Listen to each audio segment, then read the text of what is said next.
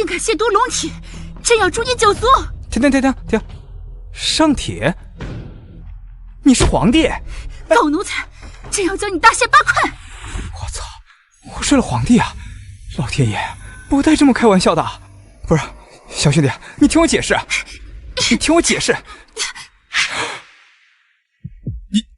你怎么是女的？你不是皇帝吗？你拿开你的脏手！陛下，摄政王带着一众大臣前来求见，已经到门口了。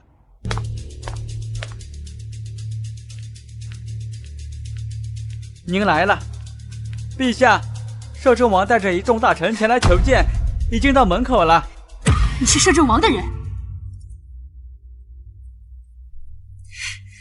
哎！摄政王现在在怀疑你的身份，如果你现在把我杀了，就相当于把把柄给他了呀。与其大家同归于尽，不如合奏。我凭什么相信你？老臣有要事启奏陛下，为何还不开门？拦住他们，否则你这东西也别想要了。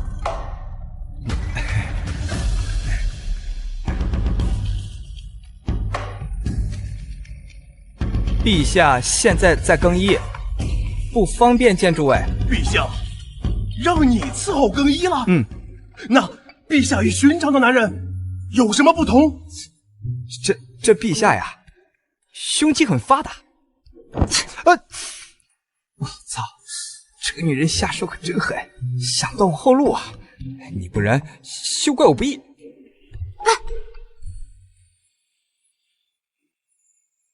摄政王，奴才有要事要禀报。哦，你发现了什么？奴才确实发现了一件天大的秘密。快说！陛下，他不满摄政王专政，对你颇有微词。就这？不过您放心，就凭小人这3寸不烂之舌，已经打消了陛下的顾虑了。现在最要紧的是盯着陛下，再有任何风吹草动，向我报来。小的明白，小的明白。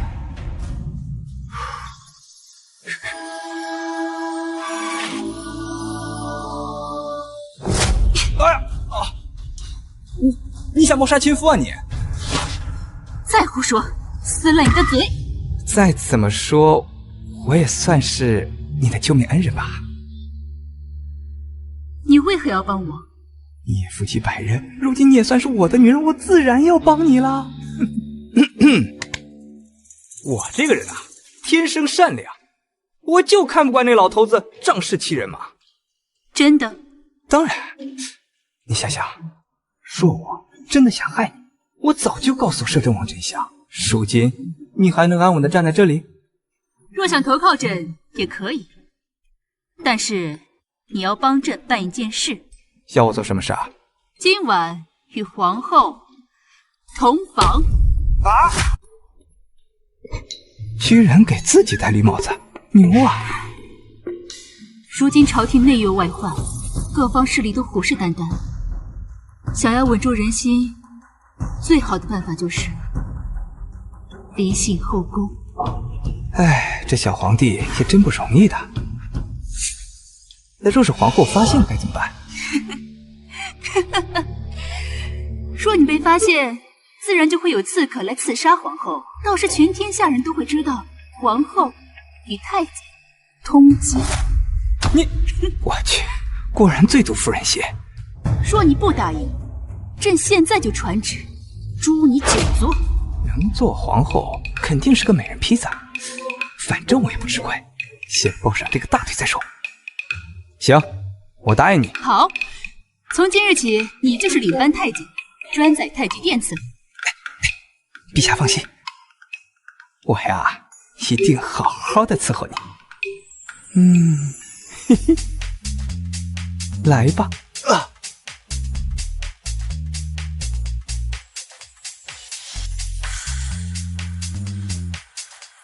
启禀陛下，边将急报，请您速去御书房。陛下，金西国突然在边疆驻兵，意图要占领汴城。陛下，金西国特使已到达驿馆，准备参加后日的外国朝会。陛下，金西特使带了数名奇人异士，要挑战我国高手，打压我国气势。朕知道了。陛下，此次朝会非同一般，万万不可出一点差错。摄政王，你想说什么？臣只是觉得，陛下年纪尚幼，无法肩负一国重任。本王少不得要再辛苦几年，方不辜负先帝的嘱托。若朕解决这次危机，还请摄政王让朕亲政，你也可以好颐养天年呢。金西国善攻势，近年一再挫大夏锐气，就连第一学士曹朝阳也惨遭败北。听闻此次又招揽不少高手，这次危机文臣定扛不过去。那是自然。陛下，金西国特使前来觐见。宣。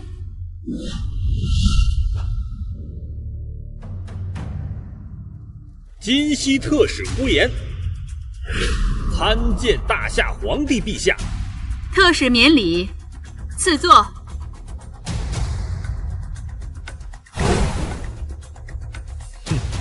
都说大夏人才济济，所以此次除了进贡之外，我特意带了3位高手，想与大夏切磋切磋。那特使想如何切磋？此次比武分为文治武功3场，先赢2局者为胜。但是呢，既然是比试，那一定是要有彩头。我金西若赢了，大夏割让城池3座；我金西若是不幸落败，愿与大夏签订100年和平条约，绝不侵犯。赢了得城池，输了也不亏，这算盘，哼，打得真好。说以比试来定夺城池归属，未免太草率吧？陛下是觉得太草率，还是大夏无人，连应战都不敢啊？诸位有何看法？金西显然是有备而来，肯定挑他们擅长的工匠和诗词歌赋，我们胜算不大。大夏连输5年，金西又来势汹汹，此次应凶多吉少。大夏国不过如此，请史官记清楚，金西要约大夏应战，大夏不敢。好一个激将法！小皇帝若不应，大夏国徽不在，应下比试就会中他的陷阱，真是阴险。谁说大夏不敢接？小小的金西特使还敢大放厥词？这个比试不用劳动诸位大臣，我一个人足够。哼，你一个无根之人也敢在朝堂上说话？难道说你们大夏真的是无人可用，要一个太监做顶梁柱吗？陛下，一个小小的太监竟敢妄议朝政，请陛下将他杀死，以儆效尤。小夏子，你可有把握？小夏子愿为陛下分忧，扬我大夏国威。说得好，平身。谢陛下。对付小小金西国，一个小夏子就足够了。特使，你可有意见？陛下，你让一个太监应试，是在侮辱我们金西国呀！怎么？难道特使还怕一个太监？大夏皇帝陛下，希望你一言九鼎，输了可别不认账。朕金口玉言，绝不反悔。这是我国匠人鲁荣耗尽毕生心血研制之作，若你能解开，那第1局就算你大夏赢。鲁荣，天下第一神将，此物的确巧夺天工，精巧绝伦，怪不得传承这么多年，至今无人能及。小夏是个太监，他连剑都没见过，怎么能解得出来？看来我们这次是必输无疑了。一个小学生都能解的华容道，也能吹成这样，看小爷怎么玩死你们！就这玩意儿，小的呀，用脚都能解开这玩意儿。大言不惭！此物是我门派圣物，你这个太监如能解开？我以死为证！哎，以死为证就算了，只要特使给我洗个脚就行。你实在是太过嚣张了点吧！你若今日解不开，陛下除了割让我3座城池之外，我还要让你这个混账东西碎尸万段！陛下，小夏虽然是个太监，但是他能代表大夏，所以千万不能让他胡来呀！陛下，江山社稷岂能交给太监？小夏，还不赶紧下跪谢罪！小皇帝真不知天高地厚，一旦比试输了，我便立刻号召群臣废了他，我来做皇帝。特使考虑的怎么样了？好，你若真的解得开，本王亲自给你洗脚。好，特使请看好了，老子现在就用脚来解给你看。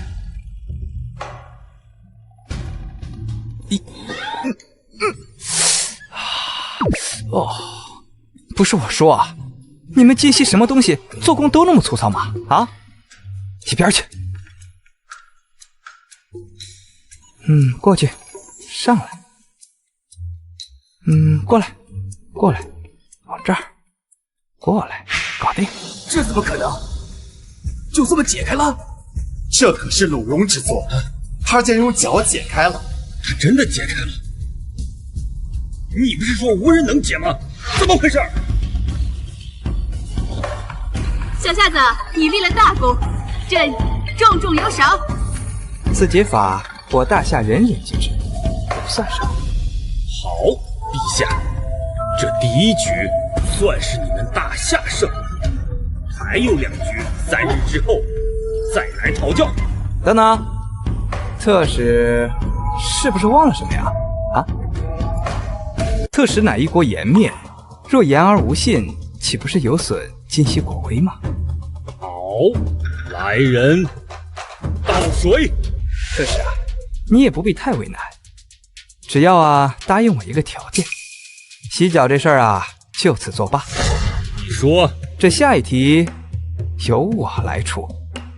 各位金熙勇士不会怕了，不敢应战了吧？好，就由你来出题。我等比的是《论语》。特使3岁就能将《论语》整个倒背如流，如此基础的东西，竟拿来出题，这就是大夏底蕴。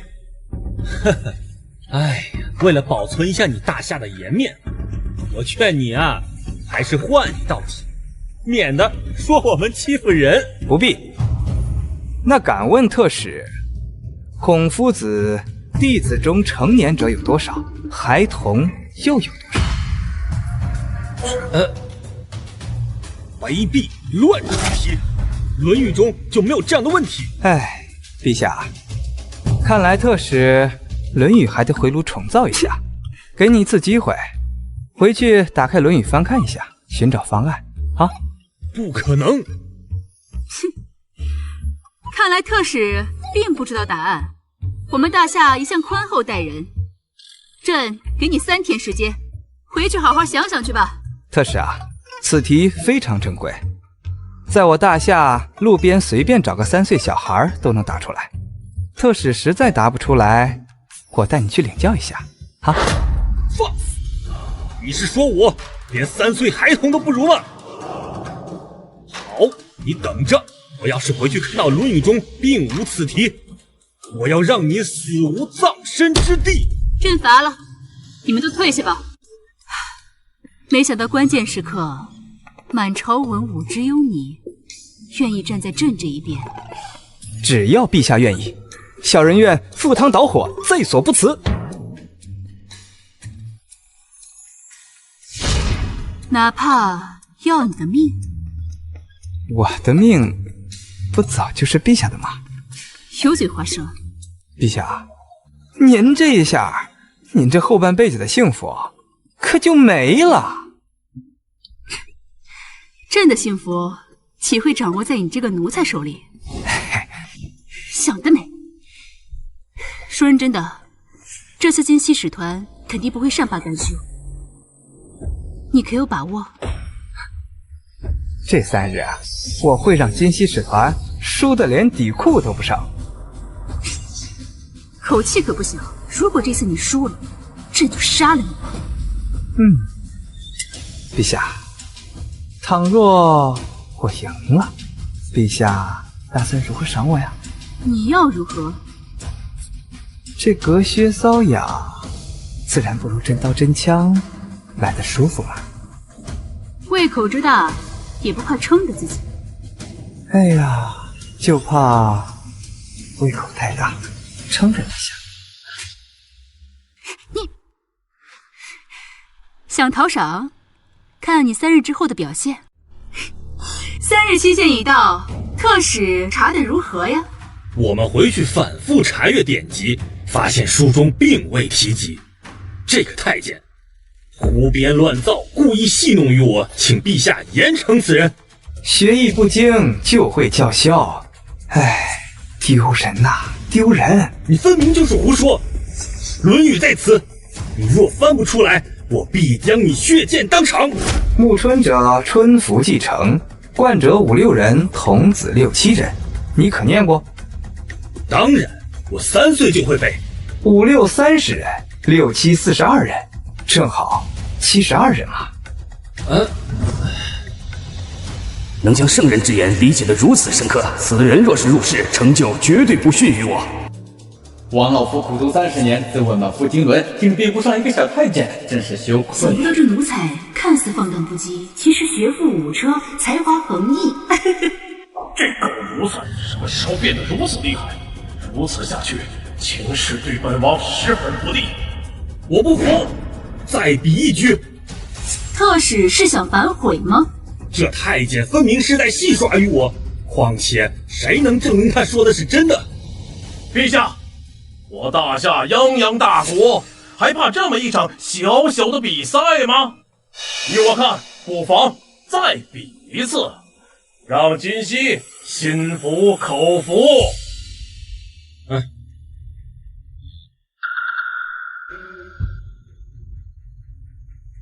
陛下，若你答应，我金熙院多加一场赌注，从此以后每年的朝贡，我金熙会多加5万两黄金，由3年一次改为1年一次。陛下，如此良机，万万不可错过呀！好，朕答应你。若是大夏输了，我不仅要那3座城池，我还要这个混账的命！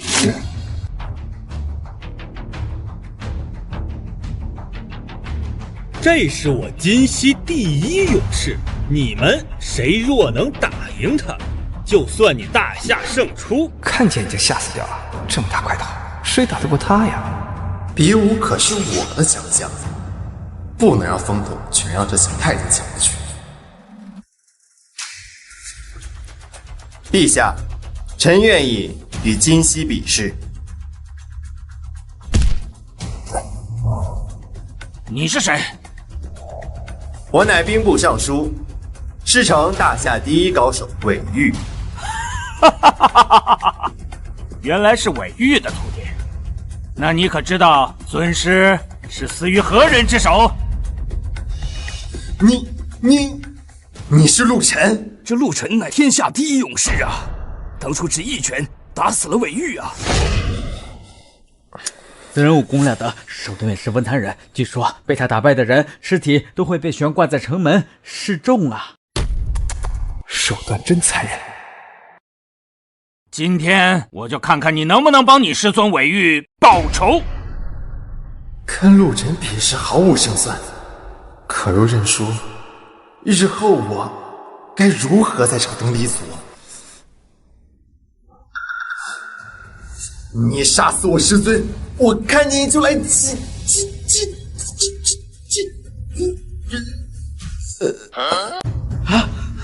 陛下，方大人气血上涌，口吐白沫，怕是不行了。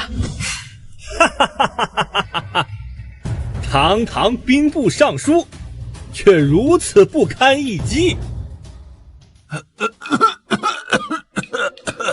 我操，现场咳血，这演技不拿奥斯卡都对不起你。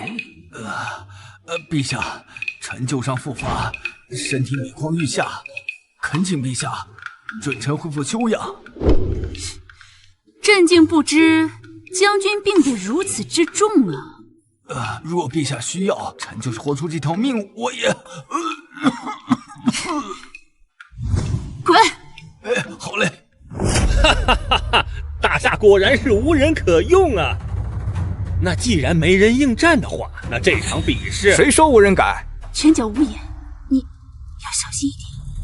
对付这莽夫，哼！我一只手就够了。庶子狂妄！哎呦！陆大勇士力大无比，陛下受惊了。小子，你还敢比吗？窦奴才，你现在认输，我还能留你一个全尸。哼，雕虫小技，小本事，你过来啊！哼，好啊，我希望你的骨头跟你的嘴皮一样硬。哎，等等，嘿，哎，等等，哼，怕了？你现在给我跪下，磕3个响头叫我声爷爷，老子就只废了你的双手和双脚，饶你条狗命。你刚才说叫什么？爷爷。哎，龟孙子！狗奴才，我杀了你！嘿，这可是在我大夏的地盘上，贸然出手，你知道会有什么后果吗？决斗场上拳脚无眼，你若怕死，跪地求饶便是。哼，我呀就怕我一出手，惊扰到陛下和诸位贵客，体现我大夏风范吗？那你想如何？哼，实不相瞒，我从小就跟仙人习得了钢筋铁骨、刀枪不入的法术。切，陆壮士，我们比插刀，谁插的多而不死，就算谁赢，如何？哼，你这种小把戏，也就骗骗小孩子罢了。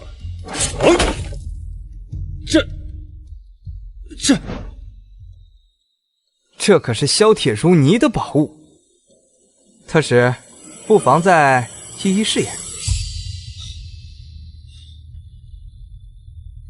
我武功再高，也只是肉体凡胎，这匕首如此锋利，只一把便可取人性命。不怕，我不信他真的是铜筋铁骨，他一定是在骗我们。既然你先提出，那么你先插。没问题。等等，用这把。哼，小样，果然中计。哈哈哈哈！你这把戏耍不下去了吧？我劝你还是乖乖认输，我可以留你一个全尸。我若赢了，金西特使之前说的条件，我还要加上灵山以北，全部归还我大夏。好，若我金西赢了，大夏陛下，你还要割让铜矿10座，金矿5座。大夏陛下，你可敢接？若夏阳输了，这盟约就是我误国的罪证；若不前，输了这场比试，摄政王同样不会善罢甘休。陛下，你如果主动认输，再把这个狗奴才的命交出来，我可以遵照原来的约定，只取3座城池。陛下，我们已经先赢一局，现在认输，我们还是平手，不如……朕信小夏子不会输。好，陛下既然如此慷慨，金矿和铜矿我就收下了。特使啊，说大话容易闪了腰。看好了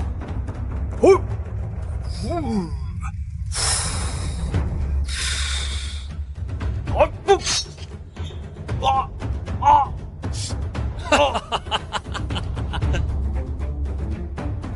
来吧。怎么可能？这……你若不敢，便是认输。谁说我金西不敢？特使，你……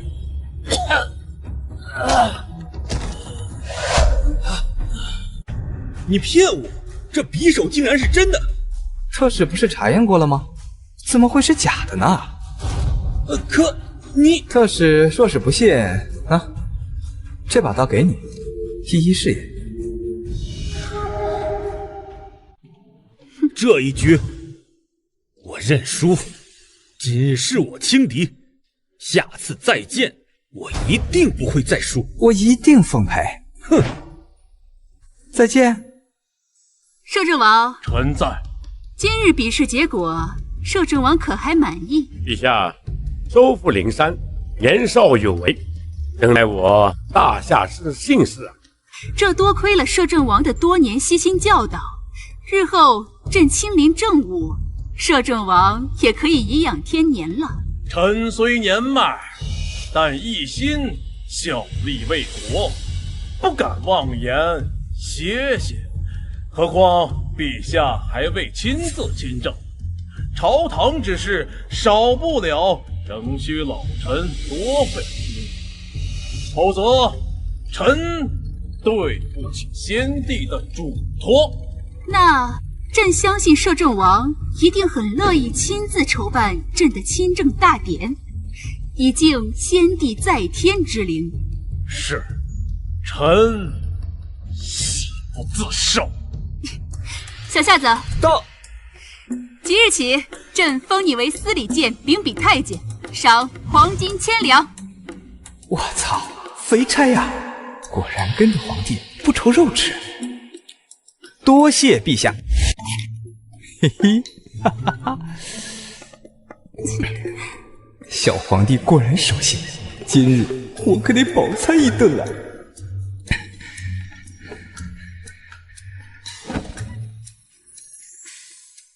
陛下，小夏子来伺候您了。哎，漫漫长夜，你还怕吃不饱吗？一夜，小皇帝的胃口可真不小。今日你明明中了一刀，为何会没事？陛下心疼了？快说。哎呀，是我的那把匕首啊，没开过锋，是一件硬物，就缩了。那椅子为何会被砍断？我料定啊，那呼延肯定会再比，而且他肯定不会相信我，所以他一定会认为我那把匕首事先动过手脚，所以我又安排了人事先在那椅子上动了手脚，一碰就裂。所以呼延亲眼看见椅子碎裂，相信那把匕首是真的。等你下场就想拿你的那把匕首，想趁机除掉你，但没想到却把假的匕首送到你手中。我全程握着刀把，假装自己中刀，其实啊，刀刃儿都没碰到我。所以呼延必定会再次怀疑匕首是假的，但是他没有想到只有一把是假的，其他都是真的，反而害死他陆晨。众目睽睽之下当众杀人，百口莫辩，这可与我大夏没有半点关系啊！这计谋环环相扣，精准拿捏呼延的心理。龚奴才，好深的心计呀！哎，陛下，我们啊，该做点正事儿了。皇后娘娘驾到！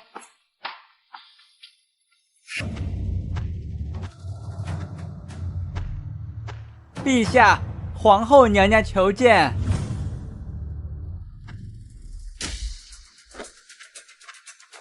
妾参见陛下。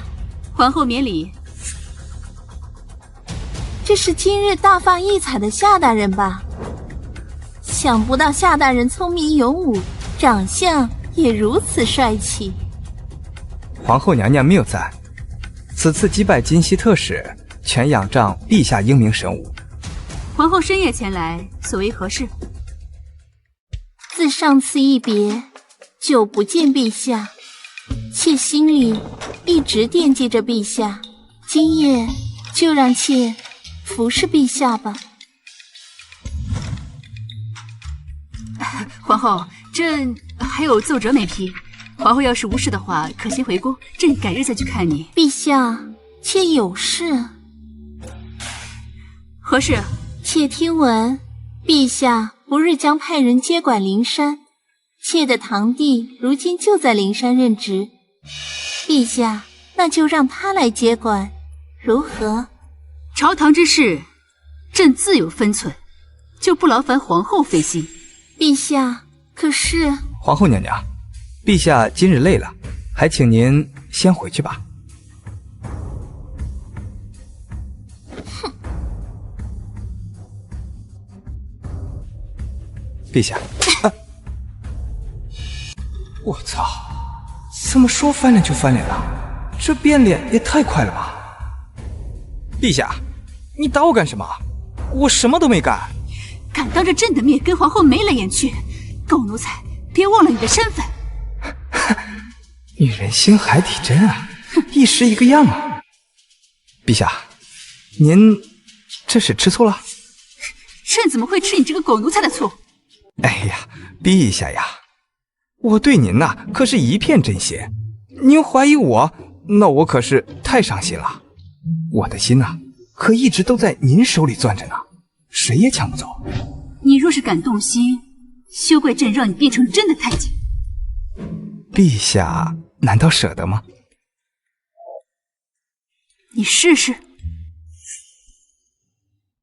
操，老子还是童子男呢，可不能变成真太监啊！陛下呀，这听闻朝中大臣对接管灵山一事都虎视眈眈，不知您怎么看？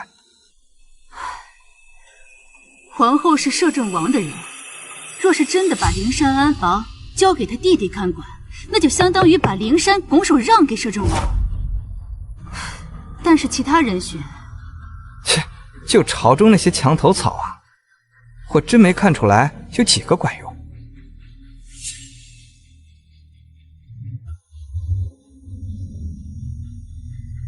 陛下，您不会是想让我去接管灵山吧？你怕了？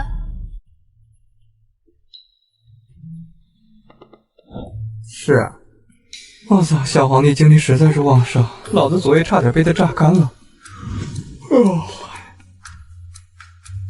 严肃点。是。陛下，金西使团已于上午离京，贡品也已清点入库。辛苦摄政王了。不过，金西割让的灵山地界暂无人接管，本王觉得……摄政王，灵山一事朕已有安排，就不劳您费心了。灵山安危事关边境的稳定，不可儿戏，还是让老臣来分忧吧。朕如今亲政，军国大事自可做主。是吗？陛下打算安排何人？本王身为摄政大臣，如若陛下刚愎自用，军国大事当儿戏，我可不会坐视不理呀。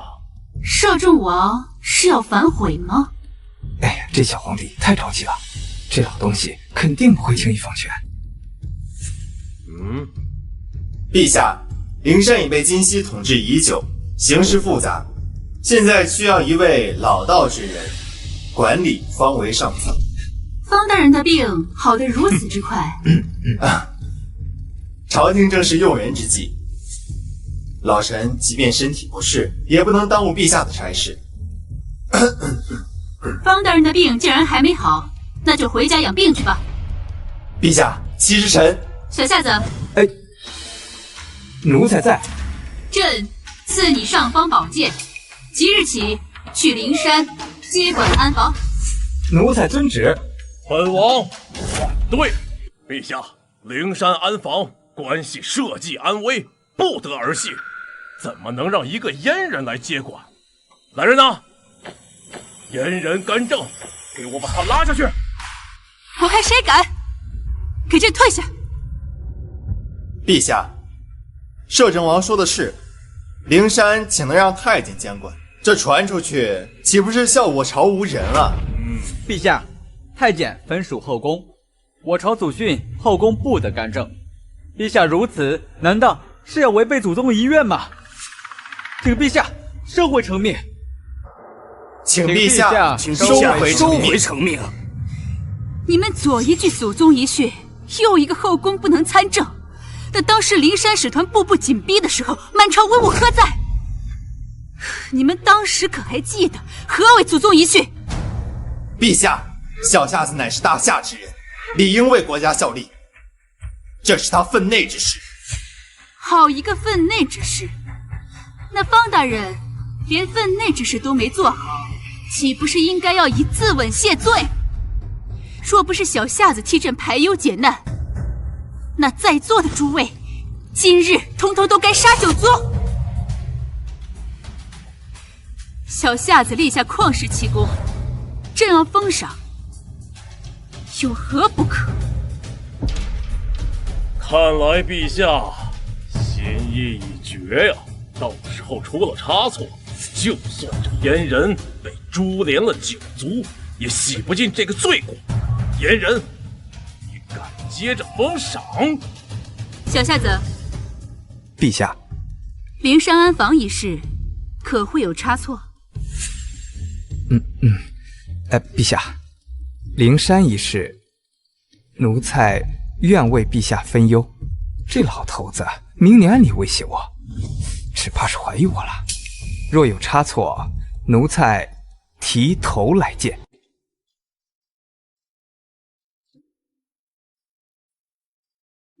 哎，早知道老头子这么嚣张，没想到能嚣张到公然在皇宫绑架，连准备的机会都没有就被绑来了。夏大人如今是真威风啊！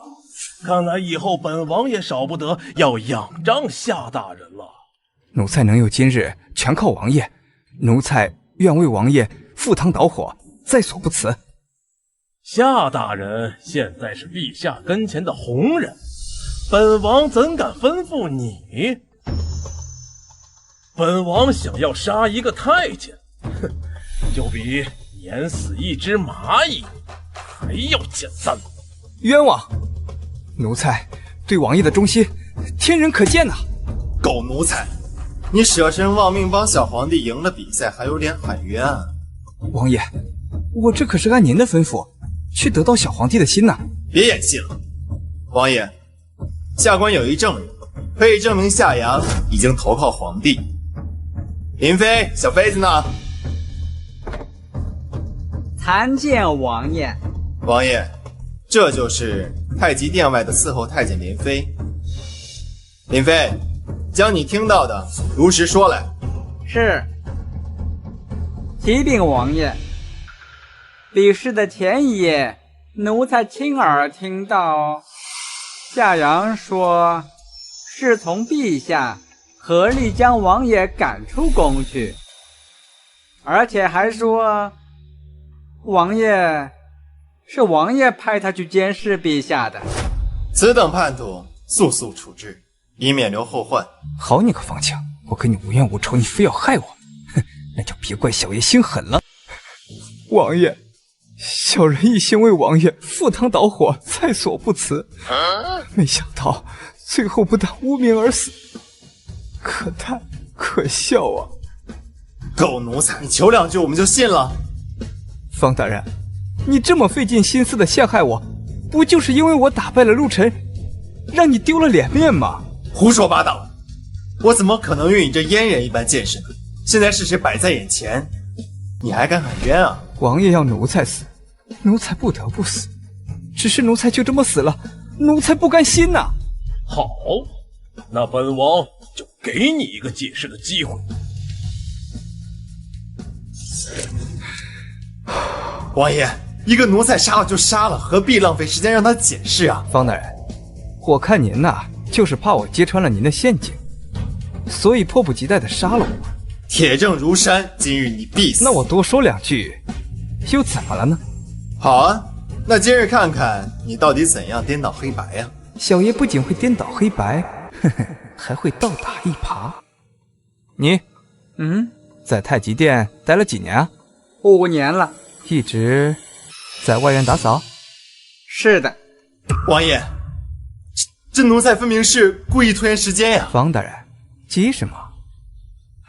虽然我快死了，但是让我说两句，怎么了？说下去。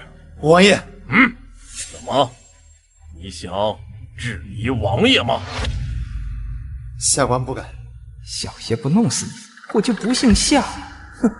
你每个月有多少时来干活？干多久啊？卯时、戌时，1个半时辰。那你这个月值了几次夜啊？我是外围打扫的，给陛下值夜的都是私请太监。哎，王爷，这奴才才是胡乱扯一堆，分明是无可辩解，还说自己冤呢。方大人，麻烦你以后陷害别人的时候搞清楚一点。胡说八道，我怎么可能陷害你？一个只会做粗活，从来没有去过内殿的太监，是如何通过层层守卫进入内殿被人发现？林飞，你做了5年粗活，无权无势，又是怎么得知摄政王在小皇帝的身边安插了细作？我奴才说，是不是有人收买你，让你陷害我啊？王爷，这奴才故意扯谎，连本下官都蒙蔽了，还不速速将此人处决了？方大人，当初是你给了我500两银子，还要说让我回家的，我才可以帮你的。胡说！本官怎么可能与你这阉人一般见识？还在这污蔑朝廷重臣，小心诛你9族！够了！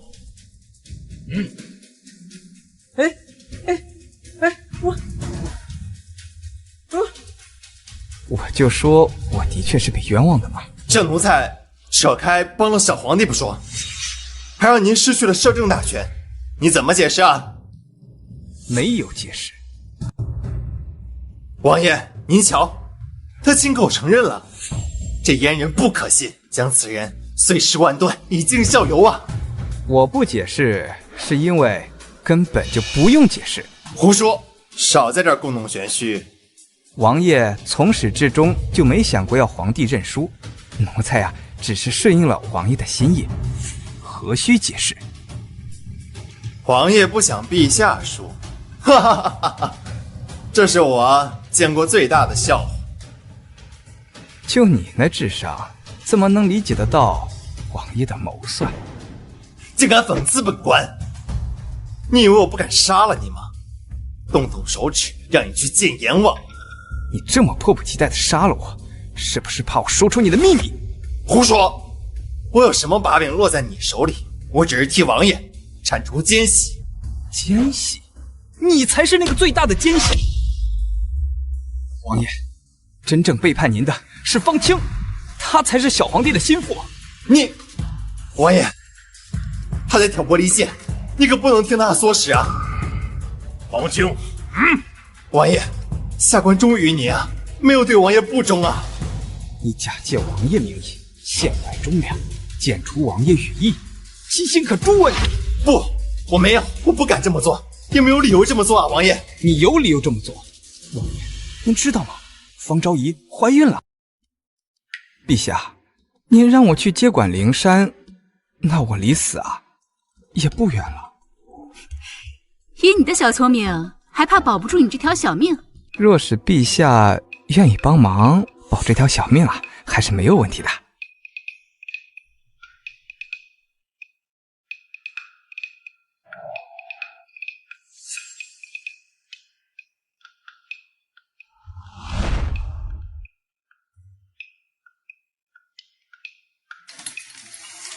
陛下，您看。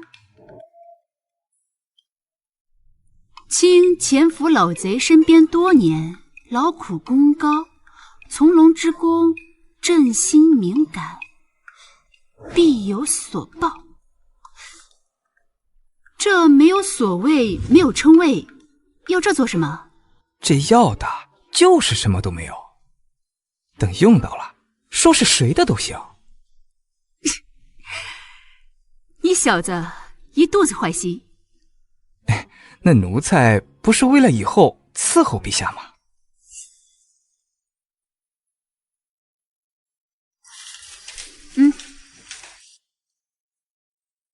这个是云秀宫方昭仪的脉案，关键时刻能救你一命。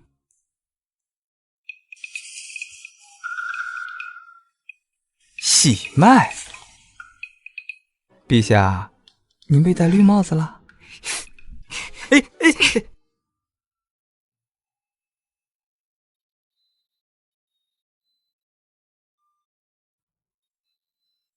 王爷，若这次陛下比试失败了，届时说出昭仪怀有深怨，到时候在朝里所有大臣都会将希望寄托在皇长子身上，这可谓是一箭双雕。王爷，这信一定是他伪造的。宫中脉案都有双份抄录，王爷可以查验。王爷，我真的不知道此事，我方家对王爷誓死效忠，从来不敢有二心啊。你的意思是，如果方昭仪生下了皇子，你们依旧会奉王爷称帝？我当然。真是天大的笑话呀！该死的奴才，我要杀了你！王大人，在本王面前杀人，你的眼里还有没有本王？王爷，是下官心急，并非有意啊。本王记得方夫人隔几日就会进宫，脉案上写昭仪有孕3个月，你竟说不知道？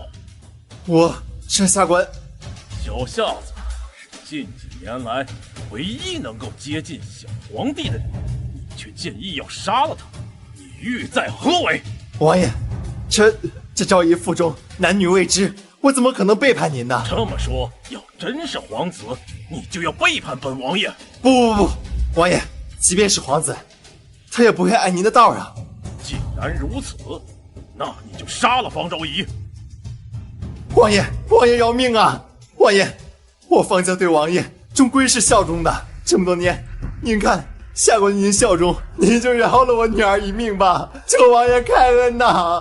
太子情深，人之常情，可在本王的眼里，受不了杀子。我操！想不到老家伙还是个武林高手。大人呐，方大人突发疾病，暴毙而亡，送回尚书府发丧吧。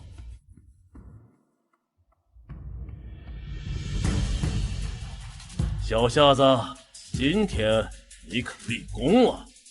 多亏王爷英明神武，奴才不敢鞠躬。你赢了金西使团，而本王却失去了摄政大权，这笔账本王该怎么跟你算呢？相比于小皇帝丢脸，王爷更希望的是我能得到小皇帝的信任，所以奴才就斗胆这么做了。你可知自作聪明的人往往没有好下场。奴才对王爷忠心耿耿，绝无二心。那王爷就剖开你的心看看。我操，这下演戏演过了。此乃噬心丹，无色无味，且有剧毒。毒发时没有任何症状，连御医也查不出蹊跷。这老家伙真下血本。不过你放心，在你吃下去1个月以后才病发。只要你对本王好，本王自然会给你解药。奴才愿为您赴汤蹈火，在所不辞。只是这毒药太珍贵，奴才就不浪费了吧。只要你没有二心，本王还舍不得你死。看来今天是躲不过去了。不过小皇帝猜到摄政王会动手，一定有解药。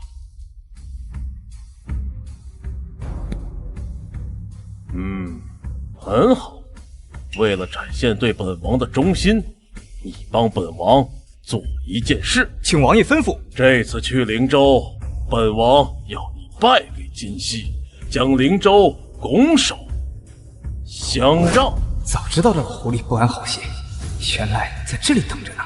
王爷，小夏子必赴汤蹈火，只不过奴才想求王爷一个要求，求王爷恩准。怎么？你在跟本王谈条件？不，奴才不敢。看你有点胆识，也够聪明。也罢，没有欲望的人，本王用的也不安心呢。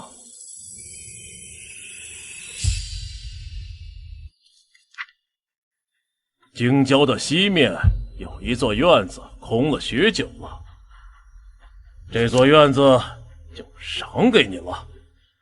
奴才多谢王爷，但此物不是奴才所求，奴才不求身外之物。狗奴才，你院子都不要，那你要什么？奴才啊，一直都非常仰慕王爷，功夫超群，威武不凡。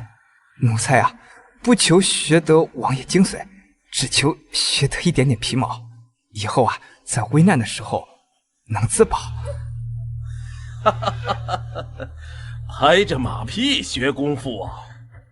看你有几分聪明劲儿，本王破例就指点指点你。走。奴才叩谢王爷。哎呀，陛下呀，为了您的大计，我差点就死了，你要好好补偿补偿我。死奴才，你蹭哪儿呢？那老东西给你下药了。石信丹，那老东西当场就把方清给杀了，手段实在是狠了。我想过几日方昭仪也会丧命。蛇鼠一窝，死不足惜。你还听到什么？摄政王好像要将灵山拱手相让，我怀疑啊，私底下肯定和金熙达成了秘密协议。窃国老贼，当真可恶！小夏子，灵山之行至关重要，你切记万不可出任何差错。哎，陛下，我办事儿什么时候让您失望过？您就放心吧。啊，那陛下怎么赏我呀？毒药还压不住你的邪火。哎，有陛下在，还有解不了的毒吗？朕何时说过有解药了？朕觉得以你的聪明才智，一定能安全脱身。哎呀，既然如此，那我还是去求摄政王吧，能多活2年。狗奴才，敢当着朕的面说要投靠摄政王，你想死吗？反正你又不在乎我的命，那谁给我解药，我就效劳谁。谁说朕不在乎了？哦，原来皇上这么在乎奴才啊！哎，今夜我可是真的拼了命，陛下不疼疼我？这样总行了吧？陛下觉得呢？那你想怎么样？哎，狗奴才，快放手！陛下也要疼一疼。陛下是不是忘了咱们初次见面的时候？要不要奴才帮你回忆回忆？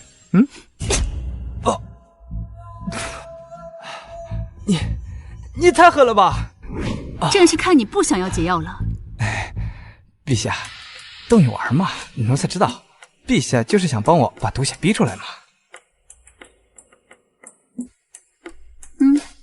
这是大夏的至宝百顺丸，吃下它不仅可以解百毒，还可以强骨增肌，调理经脉。日后你练功必将事半功倍。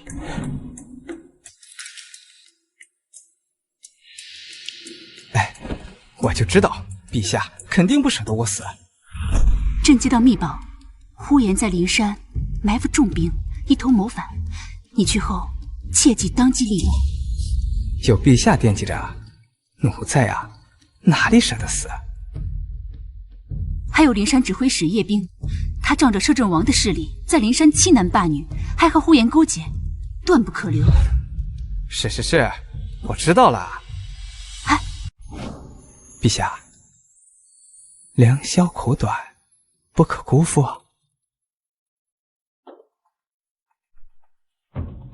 见过夏大人，见过夏大人，见过夏大人。指挥使叶冰何在？回夏大人，指挥使公务繁忙，不在府中。青天白日不在府衙，不是赌就是嫖。哼！来，这叶大人是在哪个姑娘房里，还是在赌房？摄政王有密旨要交给叶冰，不容耽搁。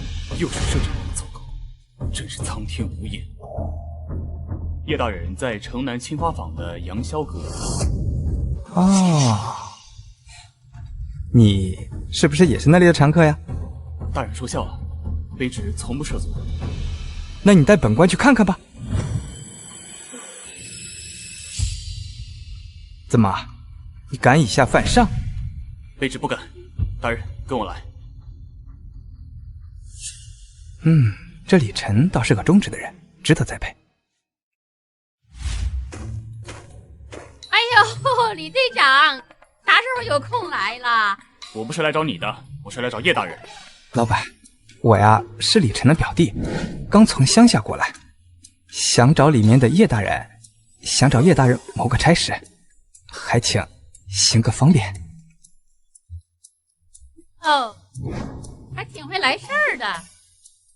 走，我带你们去。谢谢妈妈。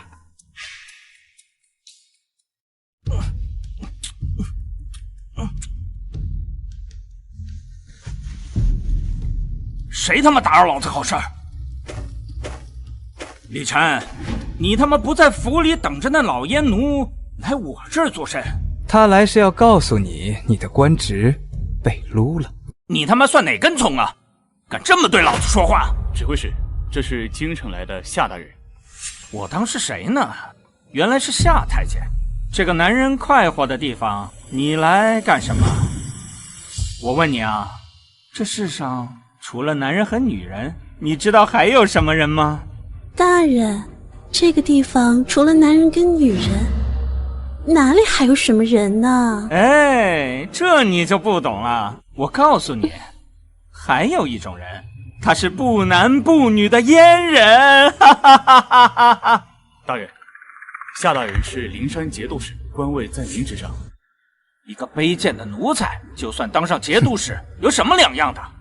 难不成他能撸了我的职吗？哈哈哈哈哈！我不行，但是他行。金牌令箭，下官李晨叩见吾皇，万岁万岁万万岁！我呸！我认他，他是金牌；我不认，他就是一个烂铁。哈哈哈哈！见金牌如见陛下，难道你想抗旨？抗旨？抗谁的旨？小皇帝的吗？我给他10个胆子，他也不敢杀我。哈哈哈哈哈！今天你把老子的脚给舔干净，老子就放过你；不然的话，你见不到明天的太阳。来，既然你这么想死的话，我就好好教训教训你，让你试试我的功。死阉人，你敢打我，老子要将你大卸8块！聒噪！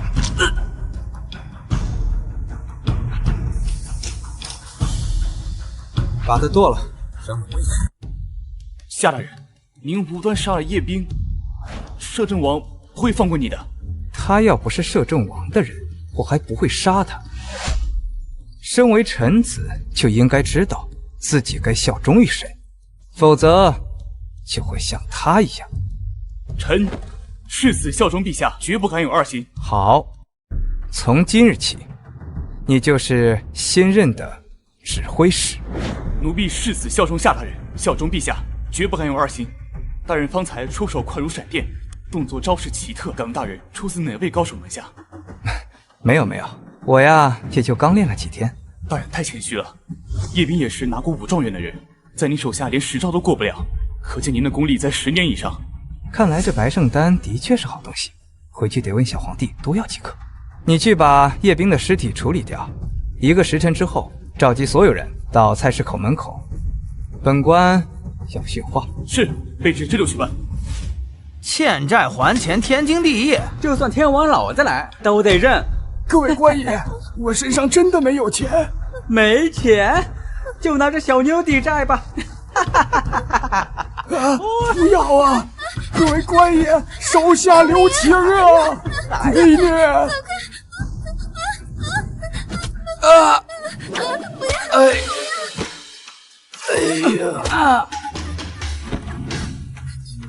光天化日欺负人，找打！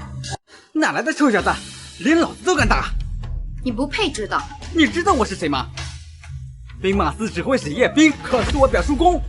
就算叶冰来了，我我也照打。啊！哎呀！啊！哎啊！哎呀！你们大夏的男人真没用。少侠英勇无比，我服了。你把欺负老人家的钱交出来，再磕3个响头，不然……好，我交。嘿，小心！3番2次偷袭别人，你们还配做大夏的兵士吗？你是谁？竟然敢教训我！不想死，给我滚一边去！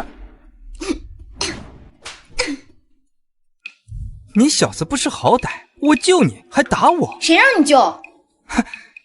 还真是狗咬吕洞宾，不识好人心！你才是狗呢！放开我！哎，巧了，我这人就是一身反骨，你让我放啊，我偏不放。你混蛋，找死！你想杀我啊？回去啊，再练100年吧。你说叶冰是你表叔？哼，现在知道我厉害了吧？想求饶，晚了！你们2个不知死活的，哼，竟然敢教训老子！老子要把你们抽筋剥骨，拿去乱葬岗喂狗！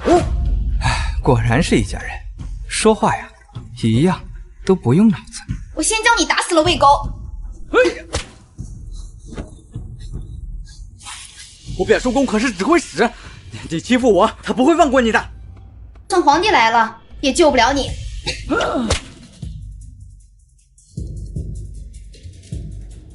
还有你，也别想跑。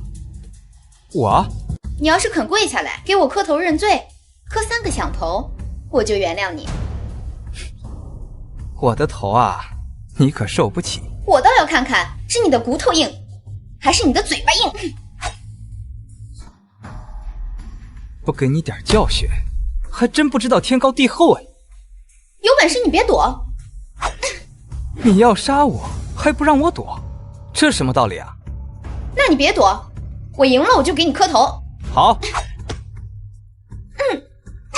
放开我！小小年纪，动不动要打要杀的，你呀，太泼辣了。淫贼，你手放哪儿了？淫贼？我怎么就淫贼了？这小子女扮男装。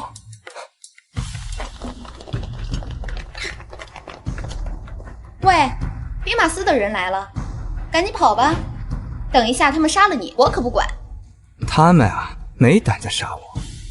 少吹牛！我乃金熙公主，人是我伤的，与其他人无关。人是我伤的，与其他人无关。原来她就是金熙公主。你们兵马司的人作威作福，欺凌弱小，本公主看不过去，替你们处置了。哎，这跟其他人没有关系，本公主一人做事一人当，你有什么问题冲我来。这大夏境内绝对不会放过任何一个坏人，李大人，你说是不是？没错，张武目无法纪，即日起革除官职，打入死牢。哼，算你识相。哎，看吧，最后还是靠我。哎，是，都靠你。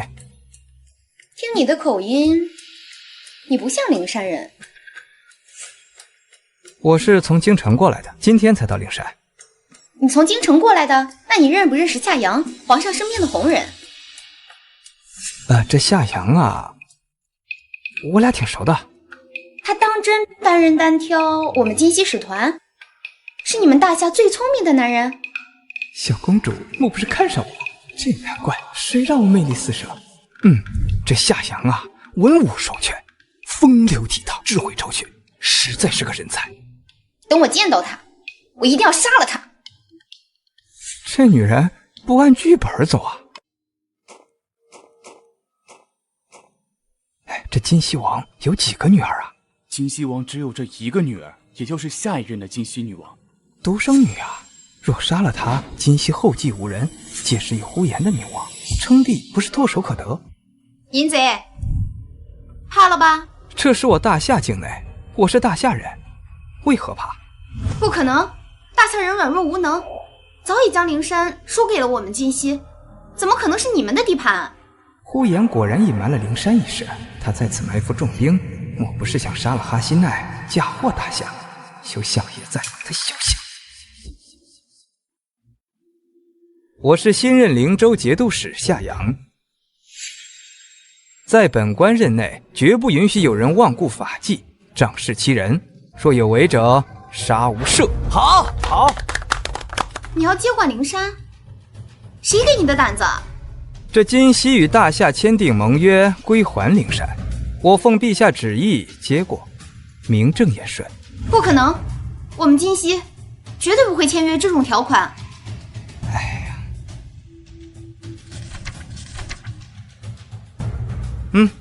这白纸黑字上都写得清清楚楚，还有你们今夕国的国玺，做不得假。这怎么会？哈希奈，这闹事伤人，一律关押3天，带走。你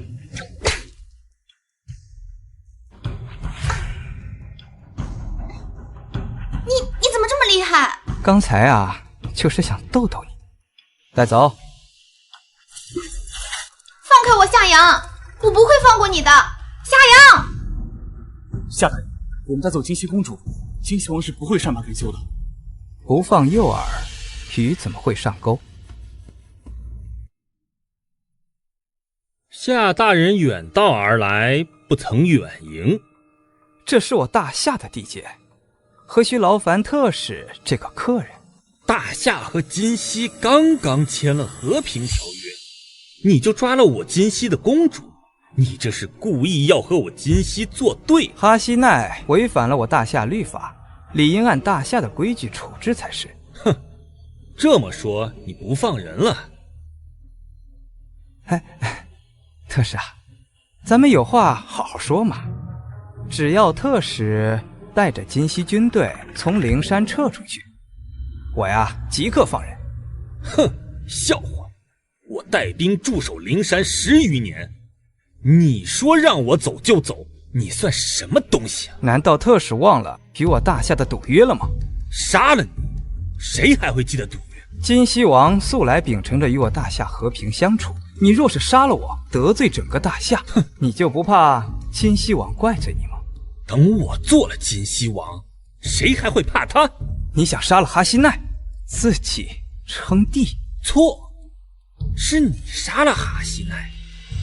我只是一时救驾心切，却不曾想到晚来一步，只好杀了你这个阉人，替公主报仇。你胡说！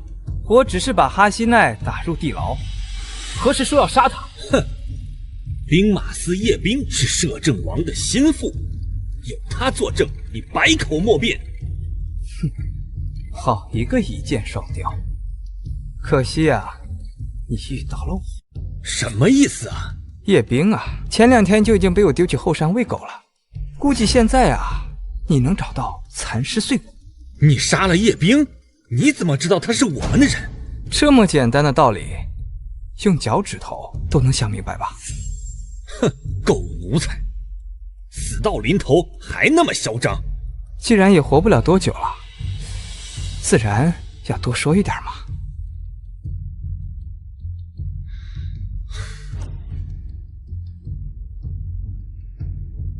你假借进贡的名义前来挑战，实则是跟摄政王进行勾结。哼，大夏如果连输3场的话，摄政王便趁机罢黜皇帝，自立。到时候啊，可以封你为金熙王。哼，王位自古是有能力者居之，我为金熙立下赫赫战功，凭什么听个小丫头的？啊，可惜啊，可惜你们的如意算盘被我破坏，所以你找到叶兵，因为你了解哈希奈嫉恶如仇的性格，故意让张武等人挑事儿，然后趁机杀了他上位，对吧？你抓走公主是为了保护她。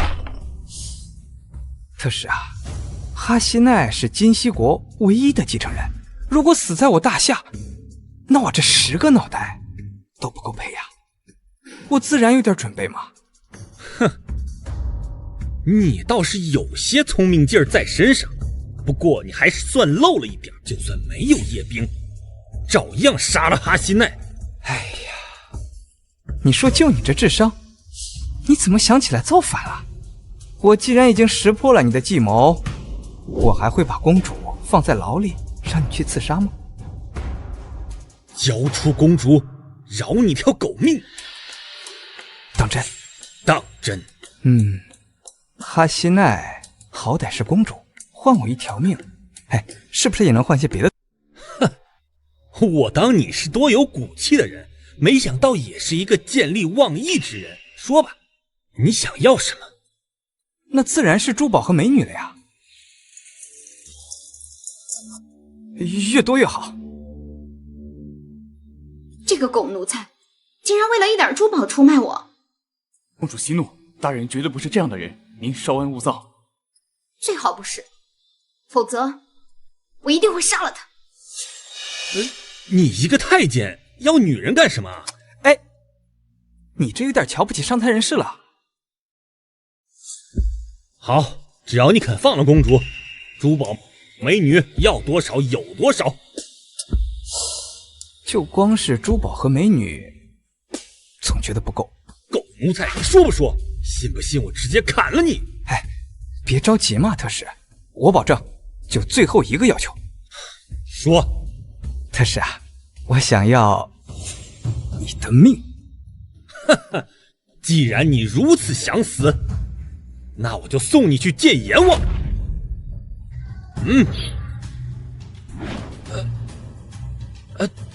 瞎了你们的狗眼，我让你们杀他！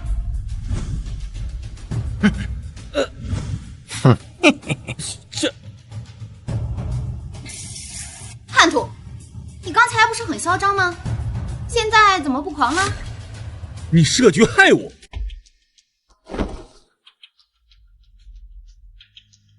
我的计划天衣无缝，我不可能会输，不可能！大人早料到你会动手，让我提前带兵在府外埋伏，等你的人马一到，立即斩杀，再换上金熙的衣服，以假乱真。你特意命人将我带到后堂，就是为了揭穿呼延的真面目？这百闻不如一见嘛。不仅如此，夏大人斩杀叶兵，断了呼延在兵马司的耳目，严惩张武等人，聚拢军中人心，计划才能如此顺利。这计划一环扣一环的，周密严谨，不愧是大侠第一聪明的男人。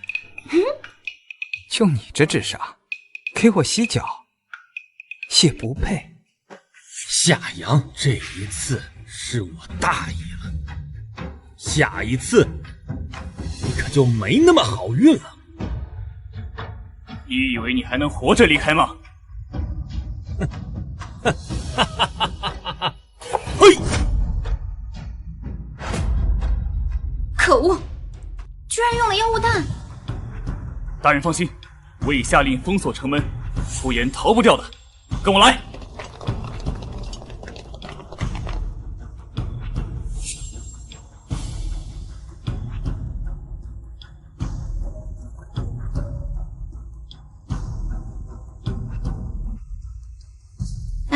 你在干什么呢？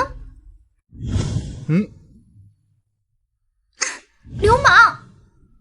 是你自己凑过来的，跟我有什么关系啊？你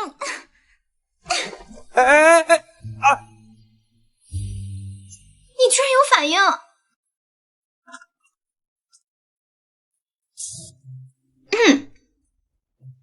你有没有听到？我站在这里这么久了。公主，你怎么来了？找我有什么事儿？没事就不能来找你？你研究什么呢？这种东西我们京西到处都是，有什么可稀奇的？公主知道这是怎么做的？是我们京西的巫师用大圣山的仙石做的。仙石？是不是黄色的仙石？夏公子，你也进过仙山？我去，真是硫磺啊！有了它，我就可以做出火枪和地雷了。公主，你能不能卖我一点你们那里的仙石啊？多少钱我都买。我不要。不要钱？那公主要什么？我想要的，你还不知道吗？公主啊，你要做什么？白天我可以假装不知道，没想到这么大，这深宫寂寥，我操，真没人气啊！你难道就不想知道？不如我将就。公主，这玩笑开不得，开不得。你是我见过最英勇睿智的男人，只有你才配做我的驸马，未来今夕的王。是一人之下，万人之上，不比做夏国的小太监有意思。公主说的对，公主一片真心，在下岂能辜负？公主，两宵苦短，我们今日洞房吧。啊！不着急，等我们成婚的时候再洞房也不迟。以免夜长梦多，我们今日就落实啊！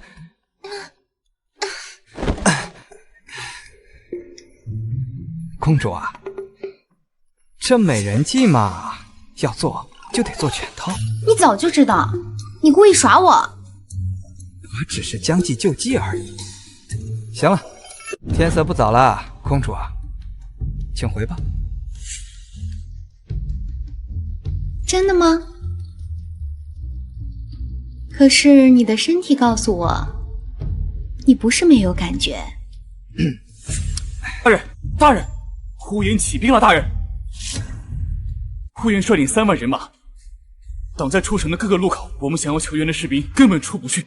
灵山周边3城皆是呼延想要割让的3座城池，他早已里应外合，根本没有人会帮我们。我立刻给父王写信，请他派兵支援。这是大夏内政，晋西王不会轻易插手。不然我们怎么办？在这里等死吗？我们现在就尽快消灭呼延，防止他与其他州的人马联手，以免引起更大的战乱。呼延是我们今西最勇猛的大将，素有不死战神之称。你拿什么打败他？就兵马司这点人？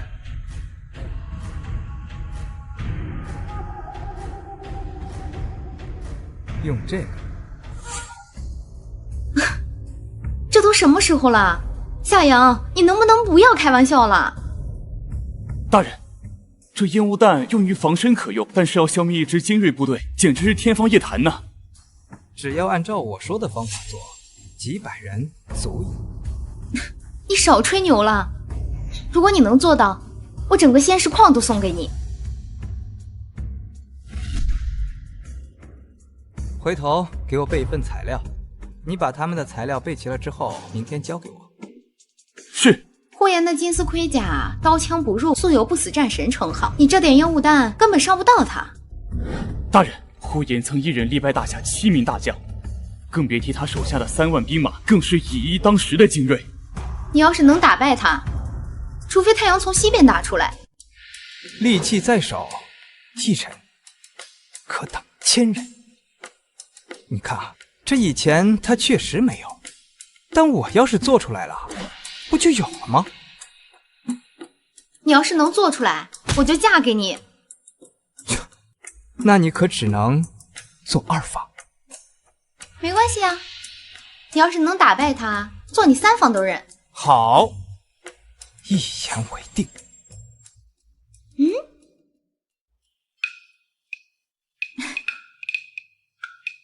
这都1天1夜了，夏阳到底好了没有啊？公主，这不是一朝一夕的事情，再给大人几天时间。我们能等，呼延能等吗？你还知道回来呀？怎么样了？怎么这么想给我做2房啊？东西拿进来。喏，东西都在这儿了。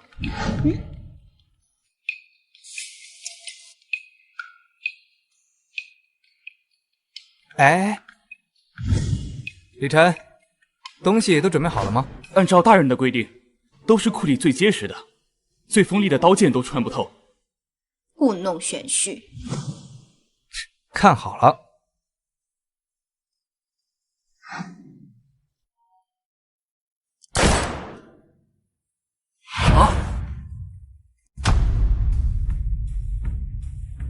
天下怎么会有如此厉害之物？有了这些，就算再来10个护眼，也绝不是问题。关键是时间少，材料又紧，所以啊，只能做个低配的火铳。等之后有时间了，我再好好改良改良。随便做做都能如此厉害，改良之后岂不是天下无敌？火枪大炮在冷兵器时代就是天下无敌。李晨啊，你立刻调遣弓弩手，每人都配上一把，方法我都写下来了。是，属下这就去办。好了，我也累了，回去睡了。都什么时候了，你还睡得着？别以为有几个厉害的武器，你就稳操胜券，掉以轻心，你会输的。对付呼延，李晨足够了。别到时候被呼延抓了，别指望我会替你求情。这么关心你未来的相公，李晨打不过呼延的，倒是想想怎么逃命呢。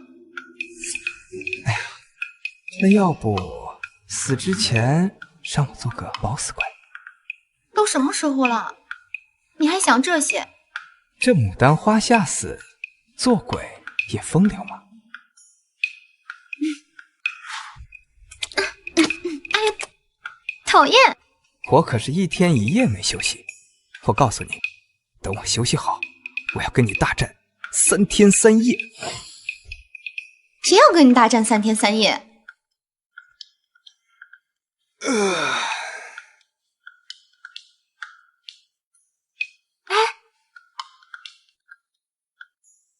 哎，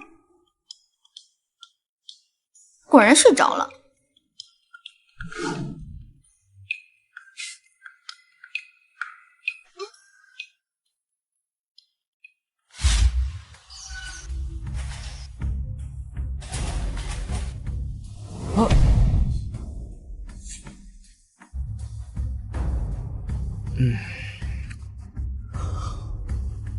哇，战况如何呀？大人果然神机妙算，呼延大军被火铳与地雷吓得四处溃散，我军大获全胜。呼延身受重伤，我已命人将其送入死牢，重兵把守。记住，那些投降的战俘记得善待，至于那些冥顽不灵的，格杀勿论。是，大人。手下接到密报，金西王已秘密赶赴大夏，明日就到临城。刚准备接手俘虏，金西王这会儿这消息算得挺准。是我叫父王过来的，我飞鸽传书。你什么意思啊？人家担心你，你却怀疑我？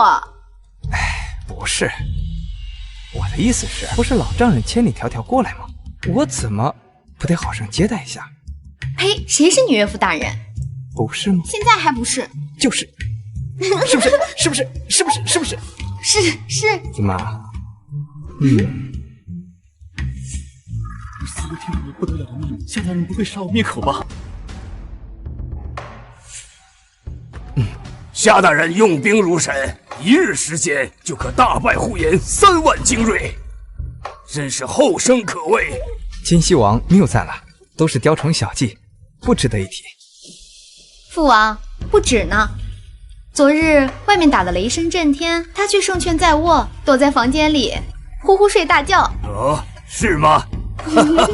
此次呼延匆忙起事，人心不齐又准备不足，再加上火铳与地雷威力巨大，根本不能防备，未知的恐惧会无限放大，军心散乱，自然攻无不克，战无不胜。这夏阳的心机城府、兵法谋略皆为上乘，难怪呼延不是他的对手。假以时日，怕是整个天下都会被他收入囊中啊！父王，您觉得这夏阳怎么样？的确是100年难遇的英才，只可惜他是个太监，不然可作为日后的驸马。父王，他是个真男人，真的吗？夏大人此番抓住金溪叛徒，又救了小女，大恩大德，本王不知该如何报答才好啊！大夏和金溪是一家，是我应该做的。夏大人一再推脱，是不是看不起我金溪呀？岂敢。那我就却之不恭了。他是我宝贝啊，我如今把他交付于你。金溪王，在下区区一介小官，怎敢匹配公主？英雄不问出处，夏大人智勇双全，人中龙凤也。待100年之后，金溪与吾儿交付于你，我也就瞑目了。我操，这不仅得个媳妇儿，还能捡个王位，不要就是傻子啊！金溪王，在下一定不会辜负你。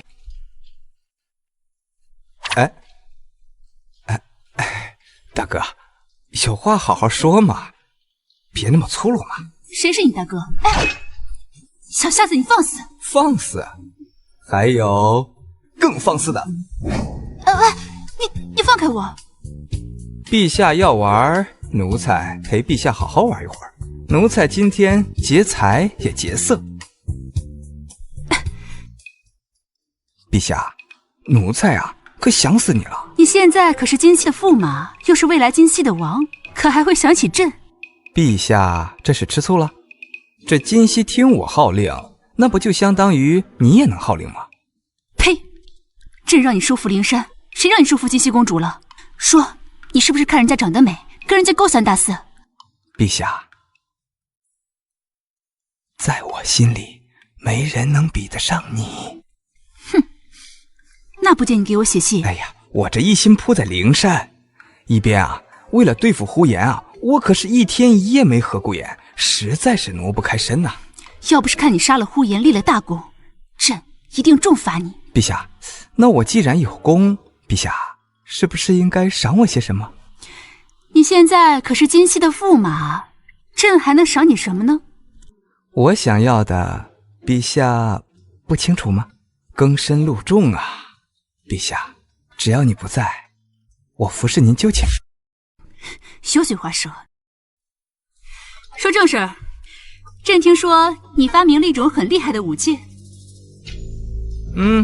这材料配方都在这儿。陛下只需要调配人手，想要多少就有多少。这硫磺是何物？朕从未听说过。是一种很厉害的东西，咱们大夏呀没有，倒是金溪有很多，所以这次回来我带了很多才回来。哼，这金溪公主对你可还真是舍得呀。这陛下吃醋的小模样甚是可爱。你才智过人，有勇有谋，跟在朕身边只能做一个没名没分的小太监，你是不是很委屈啊？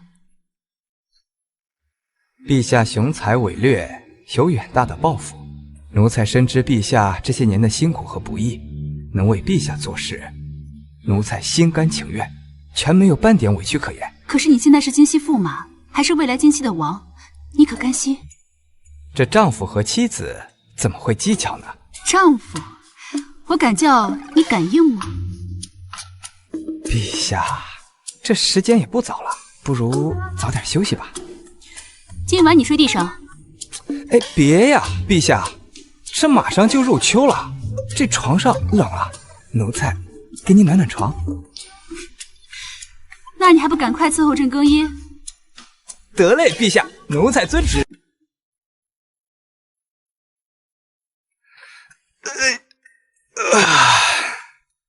醒了，快来吃吧，还热着呢。陛下这样还真像个贤妻良母啊。朕没有心思跟你开玩笑，江南江北两省各地发生各大涝灾，百姓流离失所，户部奏请朕用金溪进贡的白银赈灾。说是赈灾，还有几分能落入到百姓？这不过是他们想要捞油水的借口吧？朕知道，可可是现在各地粮商都在抬高粮价，百姓无粮可吃，已经发生了重大民愤。假以时日，民不求我。他们都要抬高粮价，反而是好事儿。好事？怎讲？这受灾地区是南部，再过半个月也是北方的秋收。新米入库，这粮商就会不择手段地出售陈米。到那个时候，陛下便要抬高粮价。抬高粮价？这样百姓就已经无粮可吃了，再抬高粮价，百姓岂不是更没粮可吃？陛下抬高粮价，吸引粮商从北方把粮食运到南方，等他们一到，陛下再降低粮价。你再降低粮价，那这样的话，粮商岂不是白忙活了？商人重利，当他们知道抬高粮价而无法出售时，新米就源源不断入库。为了减少损失，他们只能低价出售。此法当真可行？我什么时候骗过陛下了？这户部压着灾情补报，偏偏要在陛下准备扩大装备的时候再上报，这说明摄政王有意在为难陛下。户部尚书徐正乃摄政王门下，那老东西肯定投靠摄政王，这群狗贼真该死。别生气嘛，他让你为难，你就要了他的狗命。你又有办法了？到时候呀，你看我的眼色行事。抬高粮价，众爱卿有何异议？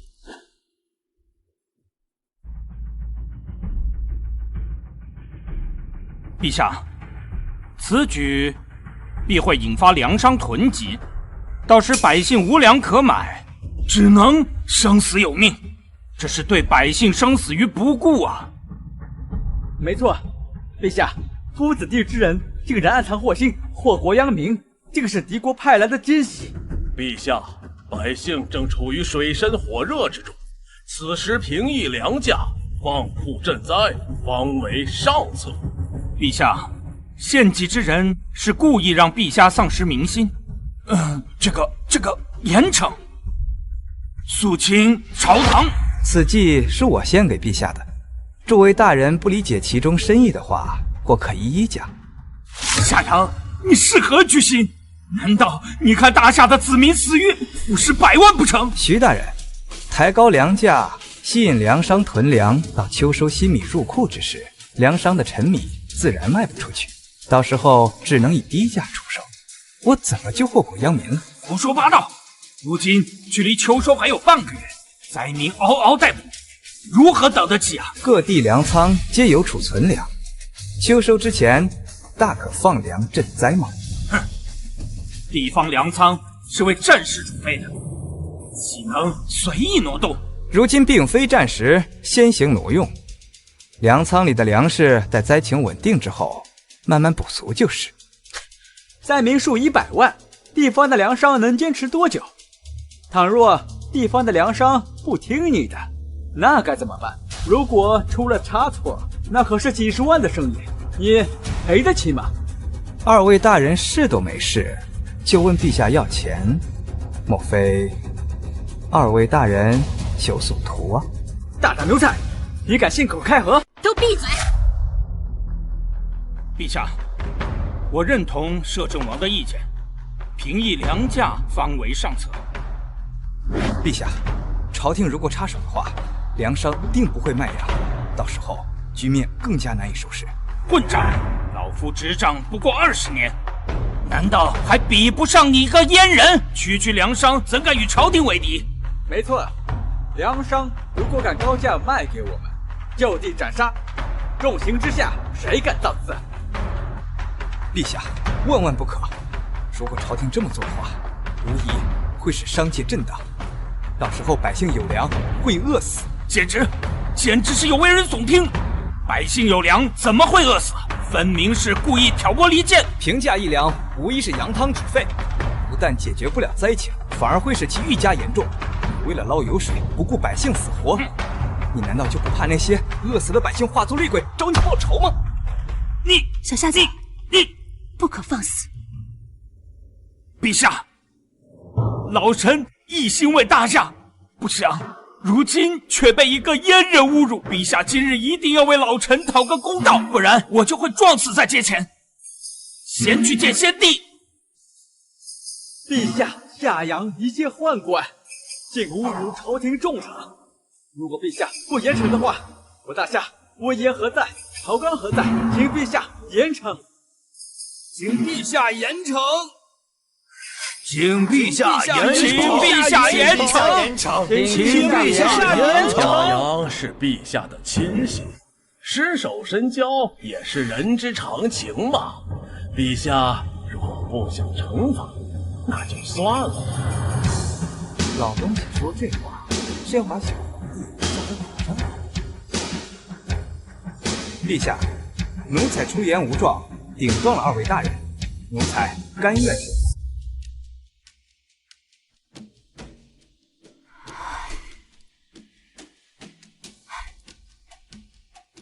夏阳目无法纪，罚20廷杖。陛下，奴才对您一片赤诚，陛下早晚会明白的。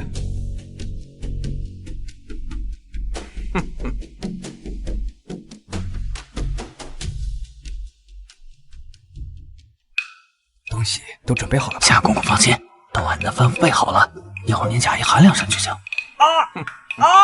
马买批好头子。徐正在。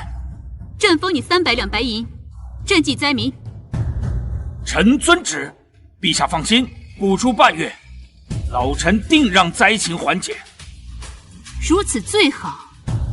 若你不办成，下场未必会比夏阳更好。是，老臣一定会让百姓吃到平价粮食。如此最好。退朝。退朝。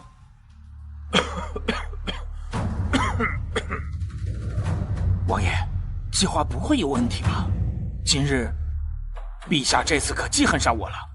你怕什么？拿出50万买些陈粮，医院压下去就行了。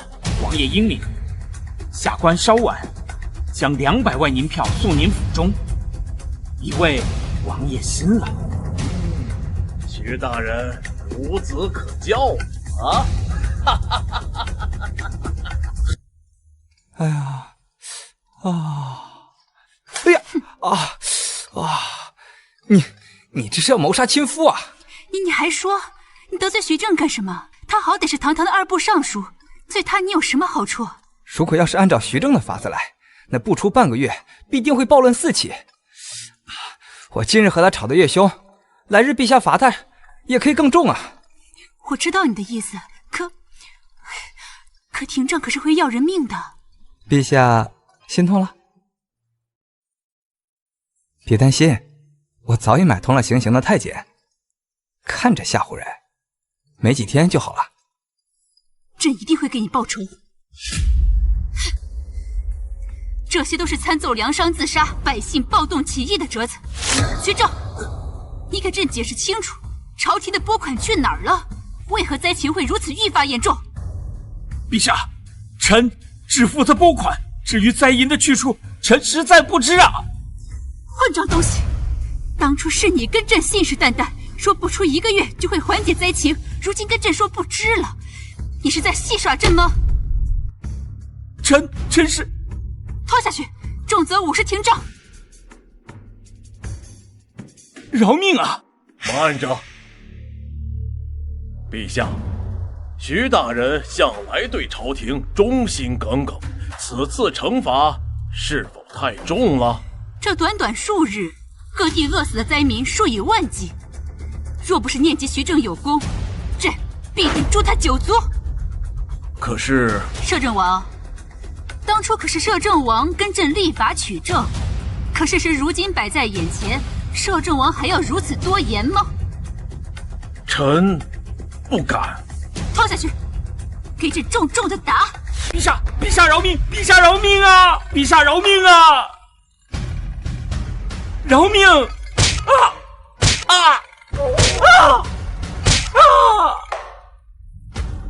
启禀陛下，徐正经不住刑，已经断气了。愚蠢无知，死了也好。传朕懿旨，徐正办事不力，革除尚书名号。徐家子侄3代起不得入朝为官。如今灾情太重，连京城都几百万受害百姓。诸位爱卿，可还有良策啊？摄政王觉得呢？陛下英明神断，老臣不敢狂言。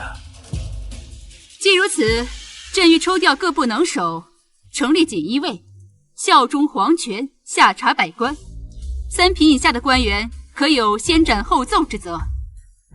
司礼监夏阳忠心耿耿，屡立奇功，即日起接管锦衣卫。陛下，臣反对。如此大权却交给一个阉官。陛下，夏阳不会有些小聪明？监察百官是天大的权力，他怎能胜任？你们一个个办事的时候半点用没有，质疑嫌钱的时候却个个伶牙俐齿。陛下，这夏阳确实有些才华，可他毕竟是内宫太监，朝政繁琐，处理不当。你若是能够拯救百姓于水火，这锦衣卫一职你也当得。陛下，灾情关乎到万千百姓的身家性命，不容差错。徐大人办事不力，死有余辜。可夏阳若出了差错，又该如何？朕力保夏阳，如若出了差错，朕一力承担。好，臣拭目以待。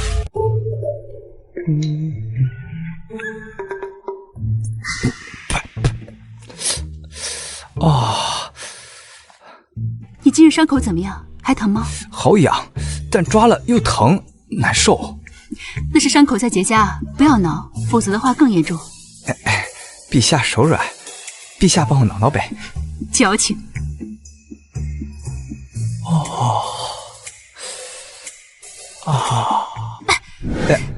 狗奴才，往哪儿拉呢？陛下，这里也痒得很，还请陛下帮我挠一挠。是吗？既然那么不舒服，依朕看，就割掉吧。啊，那岂不是陛下下半辈子要守活寡了呀？我就知道，陛下舍不得嘛。只看你是被打得轻了，还有心思说笑。我就是见陛下不开心，想逗你乐乐嘛。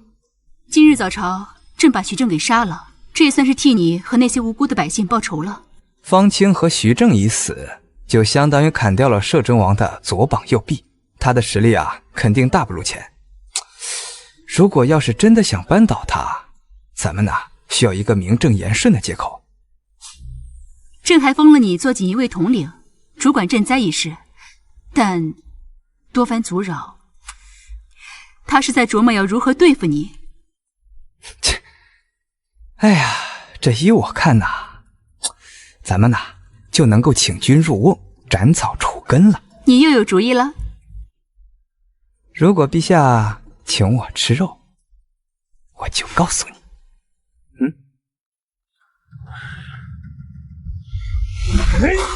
小皇帝真是狂妄，一个阉人竟能随意杀我3品大将。王爷，奴才正要禀报，叶兵死了，就连呼延也被夏阳杀了。你说什么？不仅如此，夏阳还被京西王封为驸马，不久将继位成为新一位京西王。对呀，夏阳他是太监，原来是个假的。陛下严令封锁消息，灵山、兵马司全被夏阳换成了自己人，所以消息才这么晚传回京城。他明明是中了我的嗜心的，一定是小皇帝用白圣丹来救他。哼，当初就应该当场把他杀了，以免后患。原来是秦丹有解药啊！如今看来，当初方大人所言非训，夏阳早已突破。在质疑本王？奴才不敢，王爷恕罪。能死在本王手上是他的荣幸。王爷说的是。哼。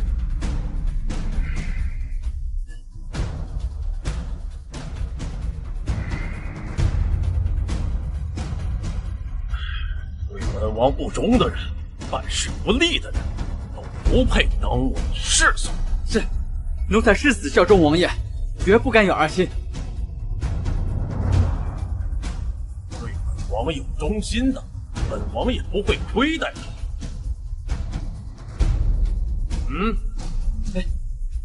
这是你这个月的解药。谢王爷赐药。你到城外去找几个生面孔，扮成难民混进城里，将京城越乱越好。是，让我看一看，在杂乱之中，那狗奴才还有什么好的办法？是。哎。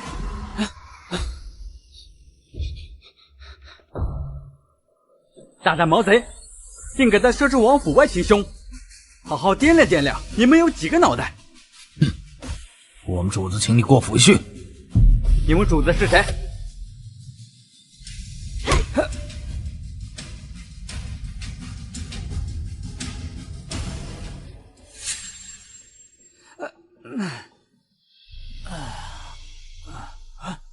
醒了。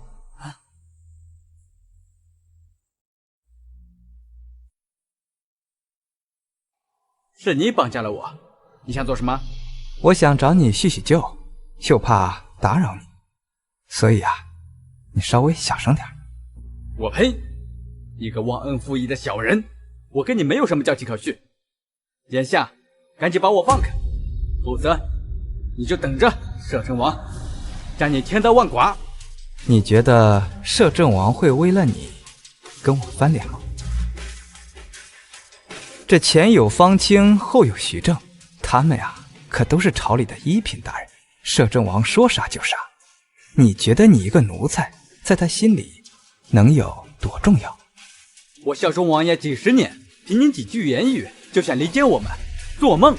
要是他真的相信你的话，还会让你服食心丹。我跟你无冤无仇，只要你帮了我，我保你一辈子荣华富贵。我凭什么相信你？你知道我现在的身份给得起你这样的承诺。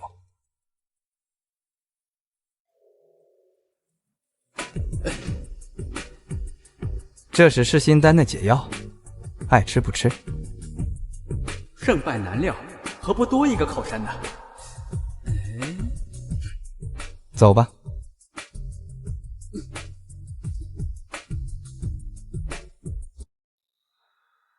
你是真要把解药给他？我怕他翻脸不认人啊。这个老东西多疑易怒，方清和徐正一死，已经给很多人敲响警钟。他是个聪明人，而且又有解药，收服他轻而易举。原来你杀徐正，不仅是给朕肃清正纲，还是为了今日做铺垫呢，心思可真多。陛下要不要看看我的心思到底有多少？摄政王现在恨不得挖你的骨头吃你的血，还不知道用什么办法对付你，还有脸在这里给我嬉皮笑脸。要是陛下亲近我的话，我就把老东西的骨头送给你。你又在打什么歪主意？这天机不可泄露，除非有肉吃。不能太晚，天黑前得回宫。得嘞，奴才遵旨。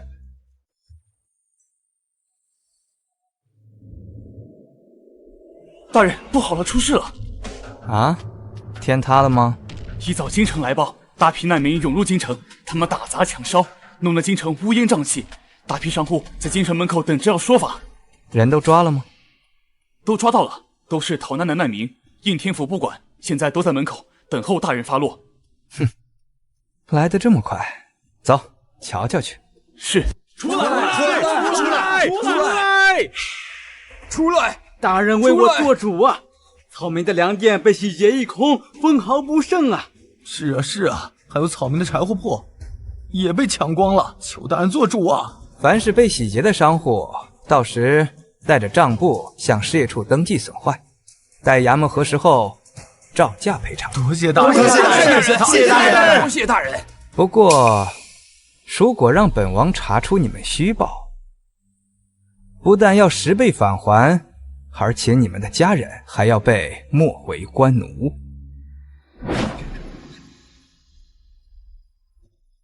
你们也不必害怕，只要你们如实登记，自然不会有事。我想起店里还有不少东西要处理，我先走了。对，我媳妇还要回家吃饭，我得立即回去。谁是领头的？李晨，到后厨搬一些米饭、馒头过来，越多越好。是。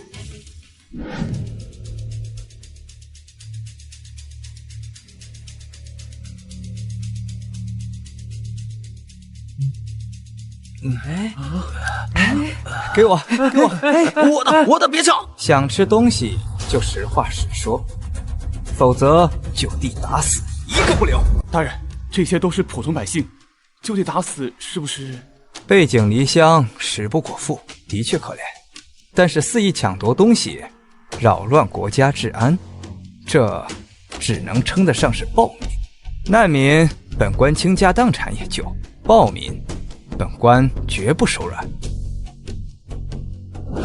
别听他的，当官的没一个好人，大家抢！抢啊！我的！谁敢抢，就地处死！说，到底谁带你们来的？是他，对，是他，死活！走，李晨，给我拿下！严刑拷打，务必问出背后之人。带走。不许抢，老老实实排队，都有的吃。真的吗？真的给我们吃？陛下知道你们受苦，特意安排本官赈灾。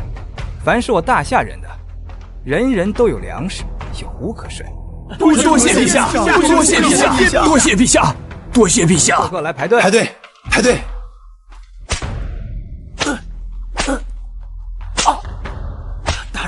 大人饶命！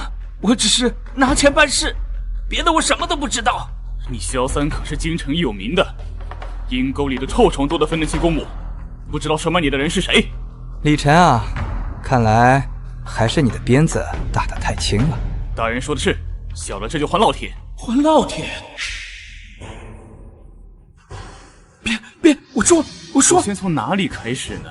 眼、鼻子，还是你的小兄弟呀？是摄政王的管家，给我10两黄金，让我带难民。闹事的，闹事就给你10两黄金。是，还有瓶毒药，让我趁夏大人不注意的时候放在他的饭菜里。药呢？在我的箱子里面，我没有撒谎。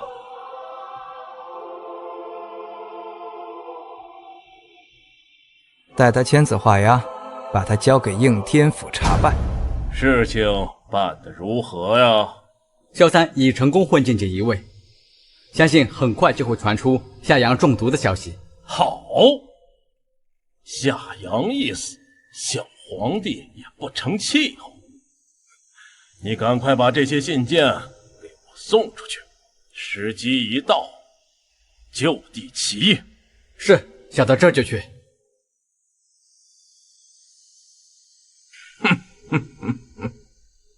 王爷，别怪奴才心狠，奴才只是为了保命。老东西贼心不死，居然还想杀你！幸亏你机灵没有中计，只是没有想到暗中勾结摄政王的人有那么多，当真是可恶。他们这些人啊，就是墙头草，风往哪儿吹往哪儿倒，成不了气候。没错，有了这份名单，朕就可以派人暗中调查，一旦有动静，立即羁押。那些难民怎么样了？之前的那批难民已经安抚下来，不过城外不知道从哪里跑出的风声，那些难民都跑到城内来了。这锦衣卫的粮食消耗的特别快。先从户部借粮吧。授人以鱼不如授人以渔，得先教会这些灾民们生存的办法，才能从根本上解决灾情。你又有主意了？这个办法好，但是那些老狐狸是不会那么轻易拿出东西的。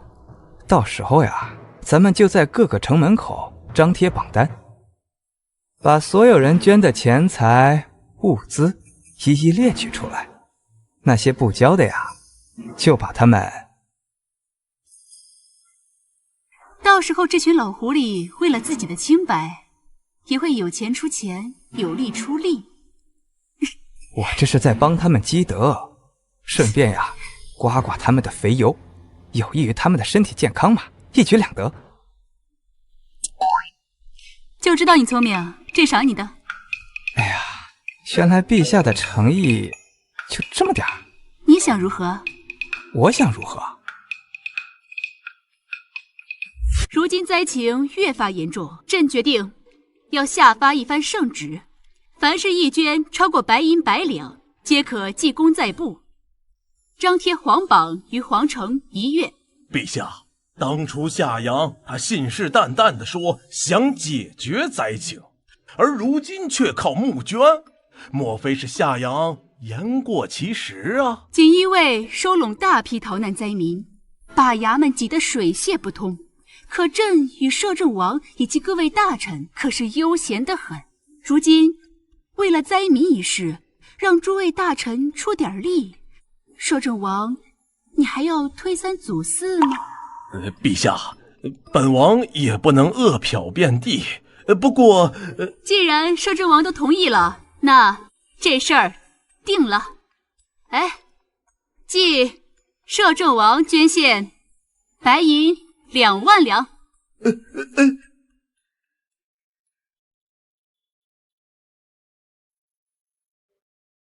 统王白银2万两。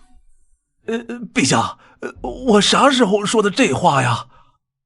朕记得摄政王在去年的时候为母后进了一款珍珠白银屏风，花费了3万两。这为了灾民出一点点力，花费区2万两白银。摄政王，这你还要推三阻四？恐怕不是这个道理吧？陛下，所言极是。那诸位大臣呢？哎呀，朕与摄政王为了百姓谋心谋力，诸位大臣难道想坐享其成不成吗？陛下，臣虽家底担保，但为了百姓，臣愿捐1000两。一分一毫都是心意嘛。但是朕怎么记得爱卿去年刚刚翻新了旧宅？陛下，臣说错了，1万两。爱卿果然是我朝的中流砥柱啊！臣等愿意捐献。陛下拨款赈灾，钱粮紧凑，先紧着老弱妇孺，那些身强力壮必须每日工作才能得到钱。大人，我们都是逃难到这里，举目无亲，能干什么呀？按照本官的方法做，保你3餐不成问题。只要是能让我们吃饱饭，让我们干什么都成。李晨，你把那些老弱妇孺和年轻力壮的人分别列出来，做成一个花名册。是。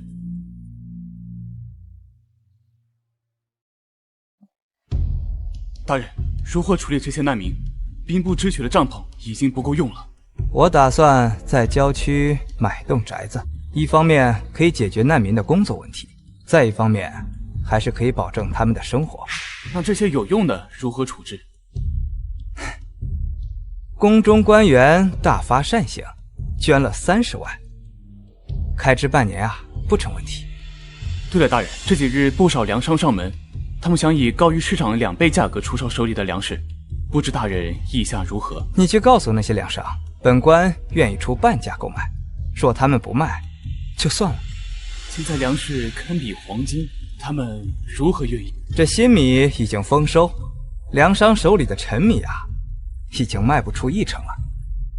半价已经算很高了，他们一定会买的。另外，你将难民周边的官兵全都撤了。大人，如果没有官兵在场，再有萧三滞留暗中捣乱，该如何是好？哎呀，这官兵不撤，他们怎么再来呀？大人，不好了，郊外出事了，你快醒醒！吵什么？郊外突发大火，不仅烧了我们正在盖的房子，还烧死了10几个难民，数百人受伤。什么？怎么回事？摄政王郑大人赶往锦衣卫，说要捉拿大人您问罪呢。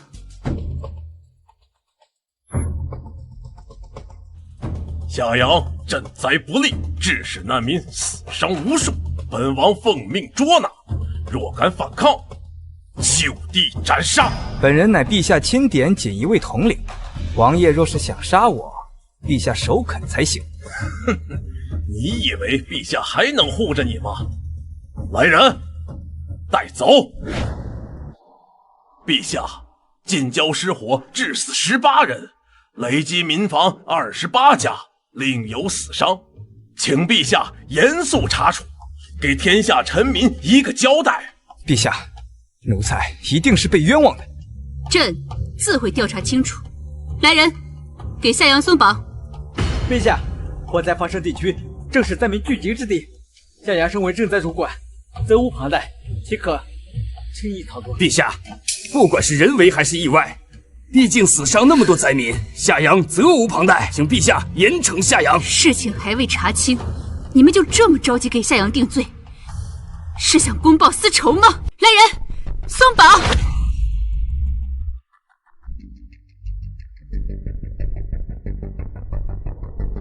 夏阳，在你所管的地界出了这么大的事情，务必要调查清楚，尽快归案。奴才遵旨。陛下，你是要故意偏袒？陛下，万万不可呀！陛下，当日徐大人赈灾不力，您将他活活打死。现在夏阳办事不力，就匆匆接过，天下人怎能心服口服？请陛下收回成命。请陛下收回成命。你们要跪，要跪！本王受命先帝，辅政陛下。若陛下刚愎自用，目无法纪，本王绝不答应。摄政王如此逼迫陛下，是想要造反吗？混蛋！此处哪有你这阉人说话的份儿？夏阳，夏阳，摄政王你敢当着朕的面动手！狗奴才挑衅在先，本王只是教训一二。夏阳，夏阳你怎么样？传太医，快传太医！夏阳你怎么样？陛下，夏大人毒气攻心，已无回天之术。务必救活，务必救活！夏阳真的没救了吗？回王爷，即使华佗在世，也难以救活。陛下，夏大人已经淹。陛下，京城各衙门挤满了申冤的百姓，各地的灾情的奏折堆积如山。陛下，你打算如何处理？新民已逐渐入库，梁家很快就会平稳。陛下，夏阳当初说只要1个月就能平稳灾情，如今时间已经过半，灾情不仅没有缓解的迹象，反而更生事端。可见夏阳的办法不可取。各地粮商已到江南，只等各地丰收，灾情便可缓解，怎么会不可取？哼，若可取，京郊又岂会失火？陛下若执意相信夏阳，只会陷天下百姓于水深火热之中。夏阳刚死，就如此污蔑夏阳，究竟是何居心？本王何须污蔑一个太监？不过实话实说，陛下，自从夏阳来了以后，不知出了多少差错。若不是他口出狂言，京郊怎会死这么多？如今朝廷内忧外患，争锋不断。既然陛下也拿不出主意，本王要代劳了。摄政王是要造反吗？陛下，摄政王乃是奉先帝遗命辅佐您，何来造反一说？难道您是说先帝选错了人？你们，朕的旨意，谁都不许推翻夏阳的政策，谁都不许！传太医，王爷如何？我跟太医打听过了，陛下是怒火攻心，再加上忧思过度，这才吐了血。太医说，陛下万不可再怒，否则……否则什么？陛下自小体弱，若再敢攻怒伤身，恐怕熬不过数日。天助我也！天助我也呀！恭喜王爷，贺喜王爷！陛下没有子嗣，一旦驾崩，您就可以名正言顺的登基了。本王苦心孤诣数十年，没有白费呀！老贼，拿命来！来人，有刺客！有刺客！女的，是谁派你来的？说实话，拧断你的脖子！我乃金熙公主，你敢动我？金熙公主，公主啊，你深夜来刺本王，你就不怕引起两国的交战吗？你杀了夏阳，我要为他报仇。我倒忘了，夏阳那狗奴才还是金熙驸马。这小公主有勇无谋，若能利用一番，对老夫的计划有百利而无一害。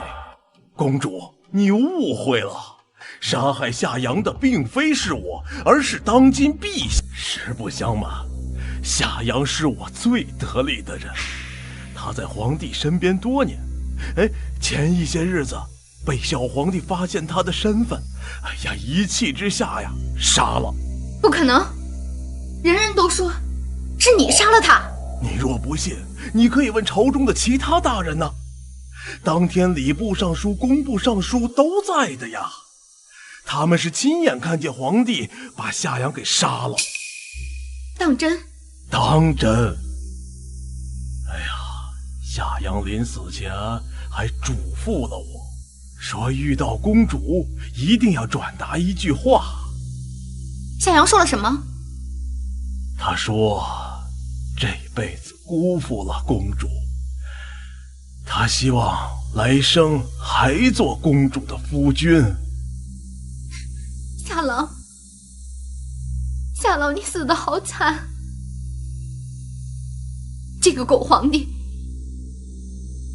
我一定要杀了你，替夏阳报仇。公主啊，那是大夏的皇帝，这皇帝有大夏做靠山，久居深宫，你要是杀他，太不容易。皇帝又如何？他杀了夏郎，我金熙绝不善罢甘休。夏阳也是我最好的一个下手，待他如子呀。如今他身亡，我也悲伤不已呀。我愿助公主一臂之力，讨伐这暴君。好，我马上回金熙，调遣兵去，调遣兵队前来支援。好，那我就等着你的消息。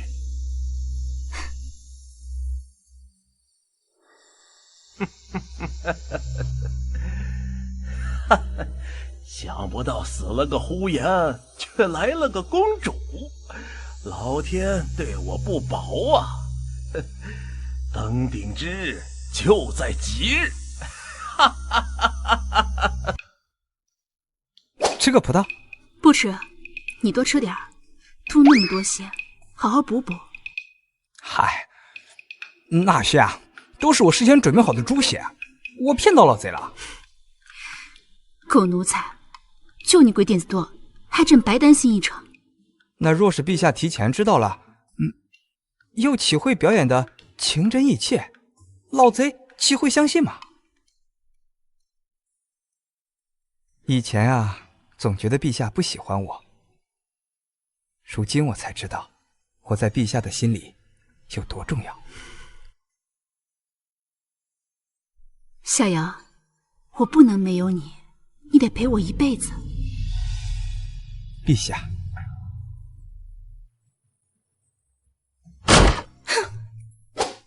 我在外面替你卖命，你们两个却在这里卿卿我我。哎，公主，这说的哪儿话？我这不是光给你剥好葡萄等你回来吗？这还差不多，也不枉费我辛辛苦苦演戏。老贼现在怎么样了？有我出马自然是没有问题，你看我眼睛都哭红了。公主辛苦了。对了，老贼还说什么？哦，对了，那个管家给了我一支信鸽，说方便与我和他们联系。好，2日之后通知金西王假意进攻灵山，到时候那老贼肯定会按耐不住，前来逼宫。朕等这一日等了这么多年，终于可以手刃这老贼。一个糟老头子，至于你们这么大费周章吗？又是装死，又是放火，白白牺牲了那么多无辜的人。哎，那些被烧死的可都是天牢里的死囚，罪有应得，死有余辜，跟陛下有什么关系？你这么护着他干嘛？我说他2句怎么了？我千里迢迢来找你，连口水还没喝，让我去演戏，也没见你这么关心我。朕乃一国之君，夏阳是我的人，护着朕有何不对？他还是我的驸马呢，未来金西的王，与你平起平坐。金西城属于大夏几百年，金西王也不过是朕的臣子，何来与朕平等一说呀？我看你女扮男装做皇帝，你才是最大的笑话。你俩行了，你们2个都对我情真意切，哪个我都舍不得辜负。若是可以的话，我宁愿把自己劈成2半。别胡说，别胡说！哎，你们俩都是我的心肝儿，都是。我对你们的真心，日月可见。若是有半句假话，叫我不得好死。油嘴滑舌。就是。那既然口说无凭，那我只好用行动来表示。要说呀，独乐乐不如众乐乐。2个老婆，我来了。王爷，大喜大喜啊！王爷，让本王猜一猜，是不是小皇帝快要死了？王爷神机妙算，宫里传来消息，陛下再次吐了血，已陷入昏迷状态，汤药都喂不进去了。好，先帝呀，先帝，别怪我断了你的后路，是你的好儿子与我作对。前线来报，金西王率军突袭，已经拿下灵山及周边3座城市，军队直逼京城。好。小公主来信说，只要我们控制住朝廷的一切，把小皇帝再送出去，今夕就让我们重新签订和平盟约。陛下天性夏阳，朝廷大臣早已不满，如今天时地利，正是王爷拨乱反正、登基的好时候。通知禁卫军统领，随我去府中。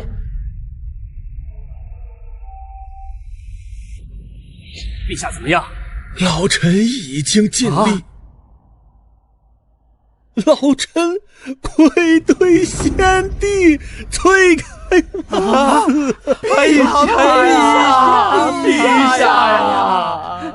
诸位大人，陛下英年早逝，实在是我大夏不幸啊，当务之急啊！我建议应由摄政王晋升大统，奏皇帝。住口！陛下无私，成事之事应该由宗室选人登基才对，怎可让摄政王一个外姓之人登基？你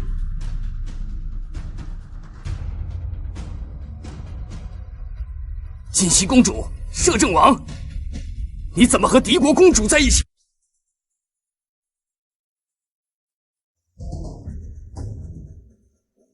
我明白了，你早就与金熙勾结，意欲颠覆我王朝江山。一言差矣，陛下偏信阉人，祸乱朝政。王爷是顺应天命，拨乱反正而已。胡说！陛下纵然有错，但这江山也是大夏的江山，岂能容敌国来践踏国土？大夏泱泱大国，是本王一刀一枪打出来的。本王驰骋沙场几十年，冯夷坐不住吗？你身为王爷，为国尽忠乃是本分，而你却以一己之私勾结外贼，你就不怕天下人说你乱臣贼子吗？是吗？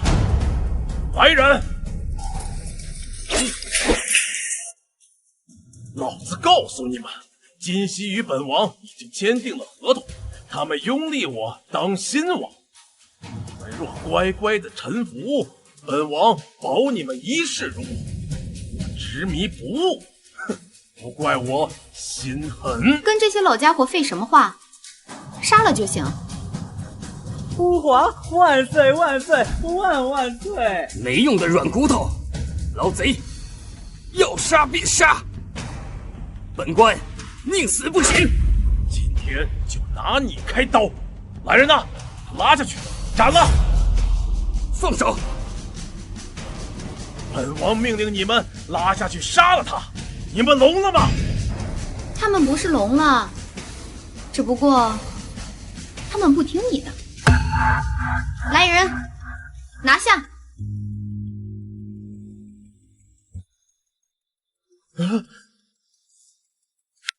华西奈，你这是什么意思？难道你不想为夏阳报仇了吗？夏郎定会亲自下手报仇。陛下，陛下没事啊！摄政王，看到朕和夏阳没死，你是不是很失望？你明明已经中毒了，怎么会好好的站在这里呀？这只是小夏子的计谋而已，不这样的话，你怎么会上当？王爷，这叫做瓮中捉鳖。本王的计划是天衣无缝，你怎么可能会知道？说到这儿吧，我还真得好好感谢王爷。是你出卖了本王。王爷，奴才也只是为了保命，不得已而为之。陛下，这些是这么多年来摄政王与呼延以及朝中各大臣密谋来往的信件，还有之前京郊的大火，也是摄政王派人所为。摄政王意图谋反，通敌叛国，人证物证俱在，你还不快快束手就擒！小皇帝，你以为本王就这么输了吗？青州死亡的守军都是老夫的亲信，他们已经秘密的带兵直奔京都来了。你今天敢动老夫，明天他们就血洗京城。早知道你图谋不轨，又怎么会没有准备呢？什么？启禀陛下，微臣信不辱命，已将2位逆贼头颅砍下，其余叛军皆被捉拿，随时听候陛下处置。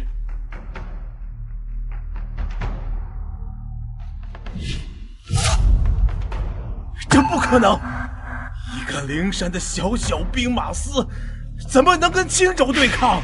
有夏郎制的火铳和地雷，别说一个青山，再来10个8个，都不是兵马司的对手。当初夏阳以1敌300，破坏了呼延300多人的兵马，这群酒囊饭袋又能作何？天下竟有如此神兵利器！哎呀，夏大人真是智勇双全呐！孤王错就错在当时没有杀了你这个狗贼，而酿成今日的大祸。王爷，能赢我的人到现在都还没出生呢，你呀，不必觉得丢人。陛下，饶命啊！都是圣王逼我的，陛下！滚开！求求你，救救我！早知如此，何必当初？将这群乱臣贼子拿下，打入天牢，听候发落。这次能够揭穿摄政王的阴谋，肃清朝纲，多亏了有你在，不然呢，朕就凶多吉少啊。那你是我老婆，是我这辈子最爱的女人，我自然要护着。只不过嘛，你要是真的想谢谢我的话，不如什么？不如多给我生几个孩子，越多越好。讨厌，这种事又不是朕说了算。哎呦，那陛下的意思是嫌我不够努力呗？不过朕这次真的有礼物要送给你。你想送什么呀？你我如今都已经恢复了身份了，皇后自然要走，但是她无亲无故，又与你有过肌肤之亲，所以啊，就让她留下来，给你做贴身宫女。这，万一陛下要是吃醋了呢？你我经历过生死，你的心意我都明白。以后我不在的时候啊，就让他们服侍你。多谢陛下。哎呀，朕去上早朝了。